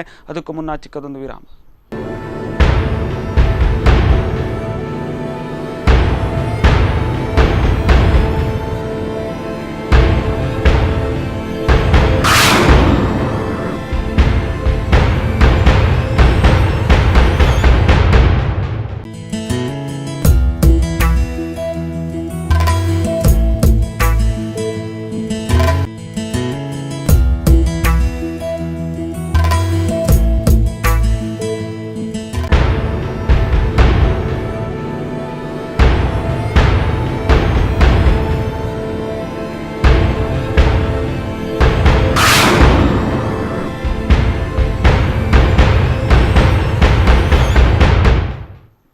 ವಿರಾಮದ ನಂತರ ಕರೆಂಟ್ ಅಫೇರ್ಸ್ಗೆ ಮತ್ತೆ ಸ್ವಾಗತ. ವೈಜ್ಞಾನಿಕ ಕಾಮಗಾರಿ ವಿಚಾರವನ್ನು ಮಾತಾಡ್ತಾ ಸ್ವಚ್ಛತೆ ಇಲ್ಲ, ಮತ್ತು ಅದೇ ರೀತಿಯಲ್ಲಿ ಪ್ರವಾಸಿಗರಿಗೆ ಮದ್ಯದ ಬಾಟಲಿಗಳು ಸ್ವಾಗತವನ್ನು ಕೋರ್ತಾ ಇದೆ. ಇದು ಎಷ್ಟರ ಮಟ್ಟಿಗೆ ಇಲ್ಲಿನ ಒಂದು ಜನರ ಮನಸ್ಥಿತಿಯನ್ನು ತೋರಿಸುತ್ತೆ, ಬೇರೆ ಬೇರೆ ಊರುಗಳಿಂದ ಬರುವಂಥ ಒಂದು ಪ್ರವಾಸಿಗರಿಗೆ ಅನ್ನುವಂಥ ಒಂದು ವಿಚಾರವನ್ನು ಇಟ್ಟುಕೊಂಡು ಕೂಡ ಸಾಕಷ್ಟು ಚರ್ಚೆಯನ್ನು ಮಾಡಲಿಕ್ಕಿದೆ. ಈಗಾಗಲೇ ನೀವು ಮಾತಾಡ್ತಾ ಇದ್ರಿ, ಒಂದು ಪಡುಬಿದ್ರೆಯಲ್ಲಿ ಒಂದು ಆಕ್ಸಿಡೆಂಟ್ ನೀರಲ್ಲಿ ಕೊಚ್ಚಿಕೊಂಡು ಹೋಗಿದ್ದಂಥ ಒಂದು ಪರಿಸ್ಥಿತಿ ಕೂಡ ಆಯಿತು. ಆದರೆ ಅವರ ಮನೆಗಳಿಗೆ ಯಾವುದೇ ರೀತಿಯಾದಂಥ ಒಂದು ಪರಿಹಾರಗಳನ್ನು ಕೂಡ ನವಯುಗ ಕಂಪನಿಯವರು ನೀಡಲಿಲ್ಲ ಅಂತಕ್ಕಂಥ ವಿಚಾರವನ್ನು ಮತ್ತೆ ಮುಂದುವರಿಸ್ತಾ ಇದ್ರಿ, ಹೇಳಿ. ಅದೇ ಅವರ ಮನೆಯವರಿಗೆ ₹1 ಒಂದು ಪರಿಹಾರ ಕೊಡುವ ಕೆಲಸವನ್ನು ಸರ್ಕಾರ ಆಗಲಿ ಸರ್ಕಾರದ ವತಿಯಿಂದ ಕೊಟ್ಟಿದ್ದೇನೋ, ನವಯುಗ ಕಂಪನಿ ಮಾಡಲಿಲ್ಲ. ಅದೇ ಈ ಒಂದು ಅಂತೇಳಿಲ್ಲ, ಬಹಳಷ್ಟು ಈಗ ಮೊನ್ನೆ ಗುರುವಾರ ದಿವಸ 3 ಅಲ್ಲೇ ಸ್ಥಳದಲ್ಲೇ ಸಾವನ್ನಪ್ಪಿದ್ರು. ಅದಕ್ಕೆಲ್ಲ ಯಾರು ಹೊಣೆ? ಸರ್ಕಾರವೇ ಹೊಣೆ. ನೋಡಿ, ಜನಪ್ರತಿನಿಧಿಗಳು ನಾವು ಓಟ್ ಹಾಕಿ ಅವರನ್ನು ಕಳಿಸಿ ನಮ್ಮ ಪರವಾಗಿ ಮಾತಾಡಲಿ ಅಂತ ನಾವು ಜನಪ್ರತಿನಿಧಿಗಳು ಆರಿಸಿ ಕಳಿಸ್ತೇವೆ. ಅವ್ರು ಹೋಗಿ ಮಾಡೋದೇನಲ್ಲಿ ಖಂಡಿತವಾಗಿ ನಮ್ಮ ಪರವಾಗಿ ಮಾತಾಡೋದಿಲ್ಲ. ಅವರ ಲೆಕ್ಕಾಚಾರ ಅಷ್ಟೇ ನಮ್ಗೆ ಸಿಗ್ತದೆ ಅಂತೇಳಿ ಅವರ ಪಾಲನೆ ಮಾಡಿಕೊಂಡು ನವಯುಗ ಕಂಪನಿಗೆ ಪರೋಕ್ಷವಾಗಿ ಬೆಂಬಲ ನೀಡ್ತಾ ಇದ್ದಾರೆ. ನಾವು ಮೊನ್ನೆ 32 ದಿನ ಪಡುಬಿದ್ರಿಯಲ್ಲಿ ಒಂದು ಪ್ರತಿಭಟನೆ ಮಾಡಿತು. ಅಲ್ಲಿಯ ಪಡುಬಿದ್ರಿ ಜಿಲ್ಲಾ ಪಂಚಾಯತ್ ವ್ಯಾಪ್ತಿಗೆ ಉಚಿತ ಪ್ರಯಾಣಕ್ಕೆ ವ್ಯವಸ್ಥೆ ಮಾಡಿಕೊಡ್ಬೇಕಂತೇಳಿ. ಕಡೆಯದಾಗಿ 32 ದಿವಸದ ನಂತರ ಪಡುಬಿದ್ರಿ ಗ್ರಾಮ ಪಂಚಾಯತ್ಗೆ ಸಂಪೂರ್ಣ ವಿನಾಯಿತಿಯನ್ನು ಕಂಪನಿ ಘೋಷಿಸಿತು. ಆ ಸಮಯದಲ್ಲಿ ನಮ್ಮ ಹೋರಾಟ ಸ್ಥಳಕ್ಕೆ ಜಿಲ್ಲಾ ಉಸ್ತುವಾರಿ ಮಂತ್ರಿಯವರು ಬಂದಿದ್ರು, ಡಾಕ್ಟರ್ ಜಯಮಾಲ. ಕಾಪು ಶಾಸಕರು ಬಂದಿದ್ರು, ಸರ್ಕಾರದ ಸಚೇತಕರಾದಂತಹ ಐವನ್ ಡಿಸೋಜ ಅವರು ಬಂದಿದ್ರು. ಎಲ್ಲರ ಹತ್ರ ನಾನು ಒಂದು ಪ್ರಶ್ನೆ ಕೇಳಿದ್ದೆ, ಏನಂತಂದ್ರೆ, ನಾವು ನಿಮ್ಮನ್ನು ಚುನಾಯಿಸಿ ಕಳಿಸ್ತೇವೆ, ಯಾಕೆ? ನೀವು ನಮ್ಮ ಪರವಾಗಿ ಮಾತಾಡಲಿ, ಈ ಜಿಲ್ಲೆಯ ಒಂದು ಸಮಸ್ಯೆ ಏನಿದ್ರೆ ಅದನ್ನು ಸರ್ಕಾರದ ಮುಂದೆ ಇಡಿ ಅಂತೇಳಿ. ಆದ್ರೆ ನೀವು ಅಲ್ಲಿ ಹೋಗಿ ನಮ್ಮ ಪರವಾಗಿ ಯಾವುದೇ ಮಾತಾಡೋದಿಲ್ಲ. ನೀವು ಅಲ್ಲಿ ಹೋಗಿ ನಿಮ್ಮ ಲೆಕ್ಕಾಚಾರ, ನಿಮ್ಮ ಲಾಭದ ಲೆಕ್ಕಾಚಾರ ಇಲ್ಲ, ನಾವು ನಮ್ಮ ಲಾಭವನ್ನು ನೋಡ್ಲಿಲ್ಲ, ನಾವು ಜನರ ಪರವಾಗಿ ಮಾತಾಡಿದ್ದೇವೆ ಅನ್ನುವಂತಹ ನೀವು ವಾದವನ್ನು ಇಲ್ಲಿ ಮಾಡ್ತೀರಂತಾದ್ರೆ ಸರ್ಕಾರದಲ್ಲಿ ನೀವು ಹೇಳಿದಂತಹ ಮಾತು ದಾಖಲೆ ಇರ್ತದೆ. ನೀವು ಹೇಳೋದಾದ್ರೆ ಇಲ್ಲ, ನಾವು ನವಯುಗ ಕಂಪನಿಯನ್ನು ವಿರೋಧಿಸಿದ್ದೇವೆ ಅಂತಾದ್ರೆ ವಿಧಾನಸಭೆ ಆಗಿರ್ಬೋದು, ಲೋಕಸಭೆ ಆಗಿರ್ಬೋದು, ದಾಖಲೆ ಇರ್ತದೆ. ಅದನ್ನು ತೋರಿಸಿ ಹೇಳಿದ್ಕೊಳ್ಳಿ, ಒಬ್ಬ ಜನಪ್ರತಿನಿಧಿ ಮಾತಾಡೋದಿಲ್ಲ. ಬಹುಶಃ ಇದು ಅವರು ನಮ್ಮ ಪರವಾಗಿ ಮಾತಾಡಲಿಲ್ಲ ಅನ್ನುವಂಥದ್ದಕ್ಕೆ ಸಾಕ್ಷಿ ಅಂತಾನೆ ಹೇಳ್ಬೋದು. ಒಂದು ವೇಳೆ ಮಾತಾಡದಿದ್ರೆ ಪ್ರತಿಯೊಬ್ಬನಿಗೆ ಆತ್ಮಸಾಕ್ಷಿ ಅನ್ನುವಂತ ಇರ್ತದೆ. ಅವ ಹೇಳ್ತಾನೆ, ಇಲ್ಲ ನಾನು ಮಾತಾಡ್ತೇನೆ ಅಂತೇಳಿ. ಈ ಮಾತಾಡ್ತೇನೆ ಅನ್ನುವಂತ ಮಾತನ್ನು ಒಬ್ಬ ಜನಪ್ರತಿನಿಧಿ ನಮ್ಮ ಹತ್ರ ಆಡ್ಲಿಲ್ಲ ಅಂದ್ರೆ ಇದರಿಂದ ಸ್ಪಷ್ಟವಾಗ್ತದೆ ಅವರು ನಮ್ಮ ಪರವಾಗಿ ಮಾತಾಡಲೇ ಇಲ್ಲ. ಎಲ್ಲರೂ ನೋಡಿದಂಥದ್ದು ಅವರವರ ಲಾಭ ಎಷ್ಟು ಅಂತ ಬಿಟ್ರೆ ಜನರ ಲಾಭ ಅಗತ್ಯ ಇಲ್ಲ, ಜನರ ಕ್ಷೇಮವೂ ಅಗತ್ಯ ಇಲ್ಲ, ಸುಗಮವಾದ ರಸ್ತೆ ಅವರಿಗೆ ಅಗತ್ಯ ಇಲ್ಲ. ಹಾಗೆ ಮಾತಾಡ್ತಾ ಹೋದ್ರೆ ಈ ಒಂದು ಸ್ವಚ್ಛತೆ ವಿಚಾರವಾಗಿ ಕೂಡ ಸಾಕಷ್ಟು ಚರ್ಚೆಗೊಳಪಡ್ತಾ ಇದೆ. ಒಂದು ರಾಷ್ಟ್ರೀಯ ಹೆದ್ದಾರಿ, ಅವೈಜ್ಞಾನಿಕ ಕಾಮಗಾರಿಗಳಾಗಿರ್ಬೋದು, ಅದೇ ರೀತಿಯಲ್ಲಿ ಕಿನ್ನಿಮುಲ್ಕಿ, ಕಟ್ಟಪಾಡಿ ಮತ್ತು ಮುಂತಾದ ಪ್ರದೇಶಗಳಲ್ಲಿ ಈ ಪ್ರವಾಸಿಗರು ಬಂದಾಗ ಮದ್ಯದ ಬಾಟಲಿಗಳು, ಬಾರ್ಗಳು ಅವರನ್ನು ಸ್ವಾಗತಿಸುತ್ತೆ. ಅಂದರೆ ಇಷ್ಟೆಲ್ಲ ಒಂದು ಕಚಡ ಇದ್ದೋಗಿದೆ ರಾಷ್ಟ್ರೀಯ ಹೆದ್ದಾರಿ ಅಕ್ಕಪಕ್ಕ, ನಿರ್ವಹಣೆ ಸರಿ ಇಲ್ಲದೆ. ಮತ್ತು ಇಷ್ಟೆಲ್ಲ ಒಂದು ಟೋಲ್ಗಳನ್ನು ವಸೂಲಿ ಮಾಡಿ ನಿರ್ವಹಣೆಗಳನ್ನು ಕೂಡ ಸರಿಯಾಗಿ ಮಾಡಲಿಲ್ಲ ಅಂತಂದರೆ ಜವಾಬ್ದಾರಿ ಯಾರಿಗೆ ಮೇಲೆ ಇರುತ್ತೆ ಅಂತ? ರಾಷ್ಟ್ರೀಯ ಹೆದ್ದಾರಿ ಪ್ರಾಧಿಕಾರವೋ ಅಥವಾ ನವಯುಗ ಕಂಪನಿಯೋ ಅಥವಾ ಅಲ್ಲಿನ ಒಂದು ಹತ್ತಿರದ ಗ್ರಾಮ ಪಂಚಾಯಿತಿಗಳು ಅಂತ? ನಿಜವಾಗಿ ಇದರ ನಿರ್ವಹಣೆ ಮಾಡಬೇಕಾದ್ದು ನವಯುಗ ಕಂಪನಿ. ನವಯುಗ ಕಂಪನಿ ಅವತ್ತು ನಿರ್ವಹಣೆ ಮಾಡಲಿಕ್ಕೆ ತಪ್ಪಿದಾಗ ಅದಕ್ಕೆ ಎಚ್ಚರಿಕೆಯನ್ನು ಕೊಡಬೇಕಾದ್ದು ಜಿಲ್ಲಾಡಳಿತ ಹಾಗೂ ಸರ್ಕಾರ. ಆದರೆ ಜಿಲ್ಲಾಡಳಿತ ಮತ್ತು ಸರ್ಕಾರ ಇವರಿಗೆ ಪರೋಕ್ಷವಾಗಿ ಇವರಿಗೆ ಸಾಥ್ ನೀಡ್ತದಂತಾದ್ರೆ ಇವರು ಎಚ್ಚರ ಮಾಡುವಂಥ ಕೆಲಸ ಎಲ್ಲಿ ಮಾಡ್ತಾರೆ? ಕಳೆದ ಮೊನ್ನೆ ತಾನೇ ವರ್ಗಾವಣೆ ಆದಂತಹ ಜಿಲ್ಲಾಧಿಕಾರಿಯವರು 4 ವರ್ಷದಿಂದ ಇಷ್ಟವರೆಗೆ ರಸ್ತೆ ಕಾಮಗಾರಿಗೆ ವೀಕ್ಷಣೆ ಮಾಡಿರಲಿಲ್ಲ. ನಾವು ಪ್ರತಿಭಟನೆ ಮಾಡಿದ ನಂತರ ಪಡುಬಿದ್ರಿಗೆ ಭೇಟಿ ಕೊಟ್ಟು ಮತ್ತು ಕುಂದಾಪುರದ ಕಡೆಯಲ್ಲಿ ಭೇಟಿ ಕೊಟ್ಟು ಒಂದು ಸ್ಪಷ್ಟ ಆದೇಶವನ್ನು ನೀಡಿದ್ರು ಅವರಿಗೆ, ನೀವು ನಿಗದಿತ ಸಮಯದೊಳಗೆ ಮಾಡಬೇಕಂತೇಳಿ. ಅದರ ನಂತರ ಅವರು ವರ್ಗಾವಣೆ ಆಗಿ ಹೋದ್ರು, ಇಂಥ ಎಲ್ಲ ವಿದ್ಯಮಾನಗಳು ನಡೀತು. ಆದರೆ ನಾವೆಲ್ಲ ಒಂದು ಕಡೆ ಸರ್ಕಾರದ ಮೇಲೆ ಭರವಸೆ ಇಡೋದೇ ತಪ್ಪಂತ ಕಾಣ್ತದೆ ನಮಗೆ. ಸರ್ಕಾರ ನಮ್ಮ ಪರವಾಗಿ ಕೆಲಸ ಮಾಡೋದಿಲ್ಲ ಅಂತ ಆದರೆ ನೋಡಿ, ಹೆದ್ದಾರಿ ಪಕ್ಕದಲ್ಲಿ ಬಾರ್ಗಳನ್ನು ತೆರವು ಮಾಡಿದರು. ತೆರವು ಮಾಡಿದಂಥ 6-7 ತಿಂಗಳ ನಂತರ ವಾಪಸ್ ಅದನ್ನು ಬೇರೆ ಒಂದು ಕಾನೂನು ತಿದ್ದುಪಡಿ ಮಾಡಿ ವಾಪಸ್ ಇರುವ ಸ್ಥಾನದಲ್ಲಿ ತರುವಂಥ ಕೆಲಸ ಸರ್ಕಾರ ಮಾಡಿತು. ಯಾಕಂತಂದ್ರೆ ಇವರಿಗೆ ಬರುವಂಥ ಆದಾಯ ಕಮ್ಮಿ ಆಗ್ತಾ ಇತ್ತು. ಇವರ ಆದಾಯಕ್ಕೋಸ್ಕರ ಆ ಕಾನೂನನ್ನು ತಿದ್ದುಪಡಿ ಮಾಡಿದ್ರು. ಅದೇ ರೀತಿ ಟೋಲ್ನ ಬಗ್ಗೆ ಇರುವಂತಹ ಕಾನೂನನ್ನು ಯಾಕೆ ತಿದ್ದುಪಡಿ ಮಾಡ್ಲಿಕ್ಕೆ ಆಗುದಿಲ್ಲ? ಅಂದ್ರೆ ಸರ್ಕಾರಕ್ಕೆ ಆದಾಯ ಕಮ್ಮಿ ಆದಾಗ ಬೇಕಾಗಿದ್ದು ಮಾಡ್ತಾರೆ. ಜನರ ಯೋಗಕ್ಷೇಮ, ಜನರ ಸುರಕ್ಷೆ ಇವರಿಗೆ ಅಗತ್ಯ ಅಲ್ಲ. ನೀವು ಸ್ವಚ್ಛತೆ ಬಗ್ಗೆ ಹೇಳಿದ್ರಿ. ಸ್ವಚ್ಛತೆ ಬಗ್ಗೆ ನಾನು ಸಾಮಾನ್ಯ ಜಿಲ್ಲಾಧಿಕಾರಿಯವರಿಗೆ, ನವಯುಗ ಕಂಪನಿ ಅಧಿಕಾರಿಗಳಿಗೆ ಎಷ್ಟೋ ಸಲ ಅರ್ಜಿಯನ್ನು ಕೊಟ್ಟಿದ್ದೇನೆ. ಅದರ ಬಗ್ಗೆ ಅಲ್ಲಿ ಬಲಾಯಿ ಪಾದೆಯಲ್ಲಿ ಒಂದು ಕಡೆ ರಾಶಿ ಕಸ ಎಸ್ತಿದ್ರು. ಎಲ್ಲ ಇಷ್ಟವರೆಗೆ ಈಗ ನಾವು ಹೋಗಿ ನೋಡಿದ್ರೆ ಎಷ್ಟೋ ಕಡೆಯಲ್ಲಿ ರಾಷ್ಟ್ರೀಯ ಹೆದ್ದಾರಿ ಪಕ್ಕದಲ್ಲೇ ಕಸ ಬಿದ್ದಿರೋದು ಕಾಣ್ತದೆ. ಎಲ್ಲೂ ಸಹ ನಿರ್ವಹಣೆ ಮಾಡೋದಿಲ್ಲ. ಅಂದರೆ ನವಯುಗ ಕಂಪನಿಯವರಿಗೆ ಒಂದು ಧೈರ್ಯ ಏನಂತಂದ್ರೆ, ನಮ್ಮನ್ನು ಬಚಾವ್ ಮಾಡೋದು ಜಿಲ್ಲಾಡಳಿತ ಇದೆ, ನಮ್ಮನ್ನು ಬಚಾವ್ ಮಾಡಲಿಕ್ಕೆ ಸರ್ಕಾರ ಇದೆ. ನಮ್ಮನ್ನು ಕೇಳುವವರು ಯಾರು? ನಮ್ಮನ್ನು ಕೇಳುವವರು ಸರ್ಕಾರ ತಾನೇ. ಸರ್ಕಾರನೇ ಮಾತಾಡೋದಿಲ್ಲ ಅಂತಾದ್ರೆ ಇವರಿಗೊಂದು ಧೈರ್ಯ ಬರ್ತದೆ. ಅಷ್ಟೇ ನಡೀತಾ ಇರುವಂಥದ್ದು. ಮತ್ತೆ ಇನ್ನೊಂದೇನು ಅಂತಂದ್ರೆ, ಜಿಲ್ಲಾಡಳಿತ ಆಗಿರ್ಬೋದು, ಇಲ್ಲಿನ ಜನಪ್ರತಿನಿಧಿಗಳಾಗಿರ್ಬೋದು ಅಥವಾ ಉಡುಪಿ ಆಗಿರ್ಬೋದು, ಸಾಕಷ್ಟು ವರ್ಷಗಳಿಂದ ಈ ಒಂದು ಪ್ರಶಸ್ತಿಗಳನ್ನ, ಹಿರಿಮೆಗಡಮೆಗಳನ್ನ ಈ ಒಂದು ಸ್ವಚ್ಛತೆ ವಿಚಾರದಲ್ಲಿ ಪಡೆದುಕೊಂಡು ಬೀಗ್ತಾ ಇದ್ವು. ಆದರೆ ಇವತ್ತಿನ ಒಂದು ಪರಿಸ್ಥಿತಿಯನ್ನು ನೋಡ್ತಾ ಇದ್ರೆ ಈ ಒಂದು ಸ್ವಚ್ಛತೆ ಇಲ್ಲದೆ ಇರತಕ್ಕಂಥ ಒಂದು ಉಡುಪಿಯಾಗಿ ಮಾರ್ಪಾಟಾಗಿದೆ. ಅದರಲ್ಲೂ ಕೂಡ ಈ ಒಂದು ರಾಷ್ಟ್ರೀಯ ಹೆದ್ದಾರಿ ಅಕ್ಕಪಕ್ಕದಲ್ಲಿ ಇಷ್ಟೆಲ್ಲ ಒಂದು ಸಮಸ್ಯೆಗಳಾಗ್ತಾ ಇದ್ರು ಕೂಡ ನೀವು ಈಗಾಗಲೇ ಹೇಳಿದ್ರಿ, ಜಿಲ್ಲಾಡಳಿತ ಸುಮ್ಮನೆ ಕೂತ್ಕೊಂಡಿದೆ, ಜನಪ್ರತಿನಿಧಿಗಳು ಸುಮ್ಮನೆ ಕೂತ್ಕೊಂಡಿದೆ ಅಂತ. ಯಾಕೆ ಅವರಿಗೆ ಇಚ್ಛಾಶಕ್ತಿಯೇ ಇಲ್ವಾ ಅಂತ? ಸರಿ ಮಾಡಬೇಕು ಅನ್ನೋ ಒಂದು ಇಚ್ಛಾಶಕ್ತಿಯೇ ಇಲ್ವಾ ಅಂತ?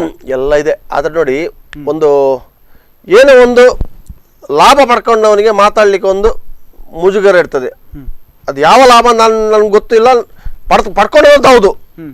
ಒಂದು ವೇಳೆ ಯಾವುದೇ ಲಾಭ ಪಡ್ಕೊಂಡಿಲ್ಲ ಅಂತಾದ್ರೆ ಜಿಲ್ಲಾಡಳಿತ ಆಗಿರ್ಬೋದು, ಸರ್ಕಾರ ಆಗಿರ್ಬೋದು, ನಿಗದಿತ ಸಮಯದೊಳಗೆ ಕಾಮಗಾರಿ ಮುಗಿಸಿದಿದ್ರೆ ಅವರನ್ನು ಕಪ್ಪು ಪಟ್ಟಿಗೆ ಸೇರುವಂತ ಅದೇ ಅವಕಾಶ ಉಂಟು. ಯಾಕೆ ಸೇರಿಸ್ತಾ ಇಲ್ಲ? ನಿಜವಾಗಿ ಸರ್ಕಾರ ಜನರ ಪರ ಇದ್ದದ್ದೇ ಹೌದಾದ್ರೆ, ಜನರ ಬಗ್ಗೆ ಕಾಳಜಿ ಇದ್ದದ್ದೇ ಹೌದಾದ್ರೆ, ನಾಳೆ ಸರ್ಕಾರ ನವಯುಗ ಕಂಪನಿಯನ್ನು ಕಪ್ಪು ಪಟ್ಟಿಗೆ ಸೇರಿಸಬೇಕು. ಕಾನೂನಲ್ಲಿ ಅವಕಾಶ ಇದೆ. 3 ವರ್ಷದ ಸಮಯ, 1 ವರ್ಷ ಹೆಚ್ಚುವರಿ ಸಮಯ, ಆ ಸಮಯದ ಹಾಗೆ ಇದ್ರೆ ಕಪ್ಪು ಪಟ್ಟಿಗೆ ಸೇರಿಸಬಹುದು. ಇಲ್ಲ ಅಂದ್ರೆ ಅಟ್ಲೀಸ್ಟ್ ಕನಿಷ್ಠ ಒಂದು ದಂಡ ಹಾಕುವಂತ ಕೆಲಸ ಆದ್ರೂ ಮಾಡಿದ ಸರ್ಕಾರ ಮಾಡಲಿಲ್ಲ. ಇದರಿಂದ ಸ್ಪಷ್ಟವಾಗಿ ಆಗ್ತದೆ ಏನಂತಂದ್ರೆ ಸರ್ಕಾರ ನವಯುಗದ ಪರವಾಗಿ ಕೆಲಸ ಮಾಡ್ತಾ ಇದೆ. ಮತ್ತೆ ಇನ್ನೊಂದೇನು, ನವಯುಗ ಕಂಪನಿಯವರೇ ಹೇಳ್ತಾರೆ, ನಾವು ಈಗಾಗಲೇ ಬ್ಲಾಕ್ ಲಿಸ್ಟಲ್ಲಿ ಇದ್ದೇವೆ, ಲಾಸ್ಟಲ್ಲಿ ಇದ್ದೇವೆ, ಅದಕ್ಕೋಸ್ಕರ ನಾವು ಟೋಲನ್ನು ವಸೂಲಿ ಮಾಡ್ತಾ ಇದ್ದೇವೆ, ನಮಗೂ ಕೂಡ ನಿರ್ವಹಣೆಯನ್ನು ಮಾಡಬೇಕು, ಮೇಂಟೆನೆನ್ಸ್ಗಳನ್ನು ಮಾಡಬೇಕು ಅನ್ನುವಂಥ ಒಂದು ಉತ್ತರಗಳನ್ನು ನವಯುಗ ಕಂಪನಿಯವರು ಕೊಡ್ತಾರೆ. ಹಾಗಾದ್ರೆ ಅಲ್ಲಿನ ಒಂದು ಪರಿಸ್ಥಿತಿಗಳೇನಿದೆ ಅಂತ ನೋಡಿ. ಯಾರ ನಷ್ಟಕ್ಕೆ ಯಾರು ಹೊಣೆ? ನಾವೊಂದು ಮನೆಯಲ್ಲಿ ಒಂದು ಮನೆ ಕಟ್ಟಲಿಕ್ಕೆ ಒಂದು ಬ್ಯಾಂಕಿಂದ ಸಾಲ ತೆಗಿತೇವೆ. ನಾನು ಕಷ್ಟದಲ್ಲಿದ್ರೆ ಬ್ಯಾಂಕ್ ನಾವು ಬಿಟ್ಟು ಹೋಗ್ತಾನ? ಅವನ ಕೆಲಸ ಮಾಡ್ಕೊಂಡು ಹೋಗ್ತಾನೆ. ಅದಕ್ಕೆ ನಾವು ಸಂಬಂಧಿಕಲ್ಲ. ನವಯುಗ ಕಂಪನಿಯವರು ಆ ಟೆಂಡರ್ ಅನ್ನು ತಗೊಳ್ಳುವಾಗ ನೋಡ್ಬೇಕಿತ್ತು, ನಾನು ಕಷ್ಟದಲ್ಲಿದ್ದೇನೆ, ನಷ್ಟದಲ್ಲಿದ್ದೇನೆ, ಏನು ಅದು ಆಗು ಹೋಗು ಸಾಧಕ ಬಾಧಕ ಅವರಿಗೆ ಬಿಟ್ಟಂಥದ್ದು. ಅದನ್ನು ಜನರ ಮೇಲೆ ಹಾಕಿ ಜನರಿಂದ ವಸೂಲಿ ಮಾಡುವಂಥ ಕೆಲಸ ಅವ್ರು ಮಾಡಬಾರ್ದು. ಇನ್ನೊಂದು ಏನಂತಂದ್ರೆ, ಅವರು ಹೇಳ್ತಾರೆ ಏನು ನಾವು ಲಾಸ್ನಲ್ಲಿ ಇದ್ದೇವೆ ಅಂತೇಳಿ. ಆಗ್ಲೇ ಹೇಳಿದಾಗ ಅದು ನಾವು ಹೊಣೆ ಅಲ್ಲ ಅದಕ್ಕೆ. ಅದು ಅವ್ರು ಮಾಡ್ಕೊಳ್ಳಿ ಏನಂತೇಳಿ.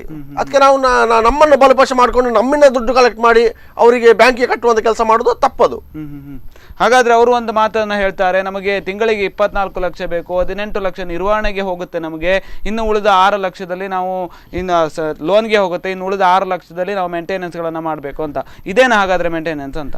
ಅದೇ ಅಲ್ಲ, ಮೇಂಟೆನೆನ್ಸ್ ಮಾಡ್ತಾನೆ ಇಲ್ಲ ಅವರು ಹೇಳಿದ್ಕೊಳ್ಳಿ ಹೇಳುವಂಥದ್ದು ನಮ್ಗೆ ನಷ್ಟ ಇದೆ, ನಷ್ಟಕ್ಕೆ ಯಾರು ಹೊಣೆ ಅಲ್ಲ. ಅವ್ರು ನಷ್ಟ ಇರುವಂಥದ್ದು ನಮ್ಗೆ ಹೇಳ್ಬಾರ್ದು. ಲಾಭ ಆದ್ರೆ ನಮ್ಗೆ ಕೊಡ್ತಿದ್ರು, ಅವ್ರು ಕಮ್ಮಿ ಕೊಡ್ತಿದ್ರಾ? ಒಂದು ವೇಳೆ ಲಾಭ ಆಗ್ತಿದ್ರೆ ಜನರಿಗೆ ಬಿಡ್ತಿದ್ರು ಅವರು? ಇಲ್ಲ. ಅದು ಏನ್ ನಷ್ಟ ಇದ್ರೆ ಅವರೇ ಹೊಣೆ. ಅದಕ್ಕೆ ಜನರನ್ನ ಮುಂದೆ ಹೇಳುವಂತಿಲ್ಲ ಅವರು ಒಂದು ವೇಳೆ ಆಗೋದಿಲ್ಲ ಅಂತ ಆದ್ರೆ ಅದ್ರ ಬಿಟ್ಟೋಗ್ಲಿ. ಅವರು ಸರ್ಕಾರದ ಒಟ್ಟಿಗೆ ಏನು ಒಪ್ಪಂದ ಮಾಡ್ಕೊಂಡಿದೆ ಅದೇ ರೀತಿ ಅವ್ರು ಇನ್ನೊಂದು ಒಪ್ಪಂದ ಮಾಡ್ಕೊಂಡಿರ್ಬೋದು. ನಾವು ನಷ್ಟ ಆದ್ರೆ ಏನಾದ್ರು ಮಾಡ್ಕೊಳ್ತೇವೆ, ಅದು ಒಪ್ಪಂದ ಇರ್ಬೋದಲ್ವಾ, ಅದರ ಪ್ರಕಾರ ನಡೀಲಿ ಅವರು, ಅದಕ್ಕೆ ನಾವು ಹೊಣೆ ಅಲ್ಲ. ಮತ್ತೆ ಇನ್ನೊಂದು ಸಾಕಷ್ಟು ವಿಚಾರಗಳು ಜನರ ಬಾಯಲ್ಲೇ ಕೇಳಿರ್ತಕ್ಕಂಥದ್ದು ಇನ್ನು ಏನು ಅಂತಂದರೆ 90% ಕೆಲಸಗಳು ಆಗಿದೆ ನವಯುಗ ಕಂಪನಿಯವರದ್ದು. ಮತ್ತು ಅದೇ ರೀತಿಯಲ್ಲಿ 90% ಕೆಲಸಗಳ ಆದ ನಂತರ ಕೆಲವೊಂದು ಕಡೆಗಳಲ್ಲಿ ಸರ್ವಿಸ್ ರೋಡ್ ಇಲ್ಲ. ಯಾಕೆಂತಂದರೆ ಅವರಿಗೆ ಭೂಮಿ ಇಲ್ಲದೆ ಇರುವ ಕಾರಣದಿಂದಾಗಿ ಅವರು ಸರ್ವಿಸ್ ರಸ್ತೆಗಳನ್ನು ಮಾಡೋದಕ್ಕೆ ಸಾಧ್ಯ ಆಗಲಿಲ್ಲ. ಮತ್ತು ಉಳಿದಿದ್ದೆಲ್ಲ ಬಿಟ್ಟರೆ ಮತ್ತೆ ಅವರು ಟೋಲನ್ನು ತೆಗೆದುಕೊಳ್ಳೋದಕ್ಕೆ ಈಗ ಸಮರ್ಥರಾಗಿದ್ದಾರೆ. 90% ಕೆಲಸ ಆಗಿದೆ ಅನ್ನುವಂಥ ಒಂದು ಮಾತುಗಳನ್ನು ಕೂಡ ಕೇಳಿ ಬಂದಿತ್ತು. ಈ ವಿಚಾರವಾಗಿ ಖಂಡಿತವಾಗಿ 90% ಕೆಲಸ ಆಗಲಿಲ್ಲ, 90% ಕೆಲಸ ಆಗಿದೆ ಅಂತೇಳಿ ನಾವೀಗ ಕಂಪನಿಯವರು ಹೇಳ್ಕೊಳ್ತಾ ಇದ್ದಾರೆ, ಸರ್ಕಾರಕ್ಕೆ ವರದಿ ಸಲ್ಲಿಸಿದ್ದಾರೆ. ಆ ವರದಿಯ ತಪ್ಪು, ಆ ವರದಿ ಸರಿಯಾ ತಪ್ಪಾ ಅನ್ನುವಂತಹ ಒಂದು ಕೆಲಸವನ್ನು ಜಿಲ್ಲಾಡಳಿತ ಮಾಡಬೇಕಿತ್ತು. ಜಿಲ್ಲಾಡಳಿತ ಪರಿಶೀಲನೆ ಮಾಡಿ ಸರ್ಕಾರಕ್ಕೆ ವರದಿ ಕೊಡಬೇಕಿತ್ತು. ನೋಡಿ, ಅವರು ನವ ಕಂಪನಿಯವರು ಸುಳ್ಳು ಹೇಳ್ತಾ ಇದ್ದಾರೆ, 90% ಕೆಲಸ ಆಗ್ಲಿಲ್ಲ, 40% ಮಾತ್ರ ಕೆಲಸ ಆಗಿದೆ ಅನ್ನುವಂತಹ ಹೇಳಿಕೆಯನ್ನು ಜಿಲ್ಲಾಡಳಿತ ನೀಡಬೇಕಿತ್ತು. ಇದು ಜಿಲ್ಲಾಡಳಿತ ಮಾಡಿದಂತ ತಪ್ಪು. ಜನರು ಮಾತಾಡ್ತಾರಂತೇಳಿ ನೋಡಿ, ಇಲ್ಲೇ ಜನರು ಮುಗ್ಧರು.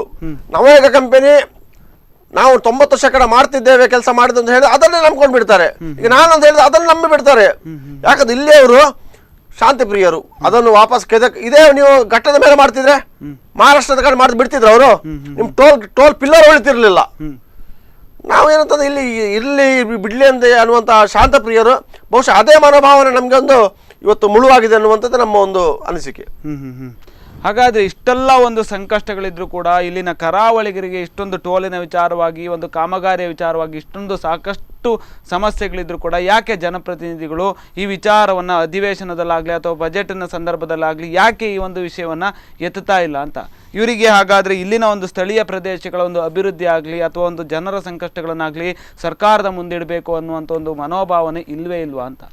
ನೋಡಿ, ಇದು ಈ ರಾಷ್ಟ್ರೀಯ ಹೆದ್ದಾರಿ ಸಮಸ್ಯೆ ಬಹುಶಃ ನನಗೆ ತಿಳಿದ ಪ್ರಕಾರ ಸಂಸದೀಯ ವ್ಯಾಪ್ತಿಗೆ ಬರ್ತದೆ, ಹೌದಲ್ವಾ? ಅವರ ವ್ಯಾಪ್ತಿಗೆ ಬರ್ತದೆ.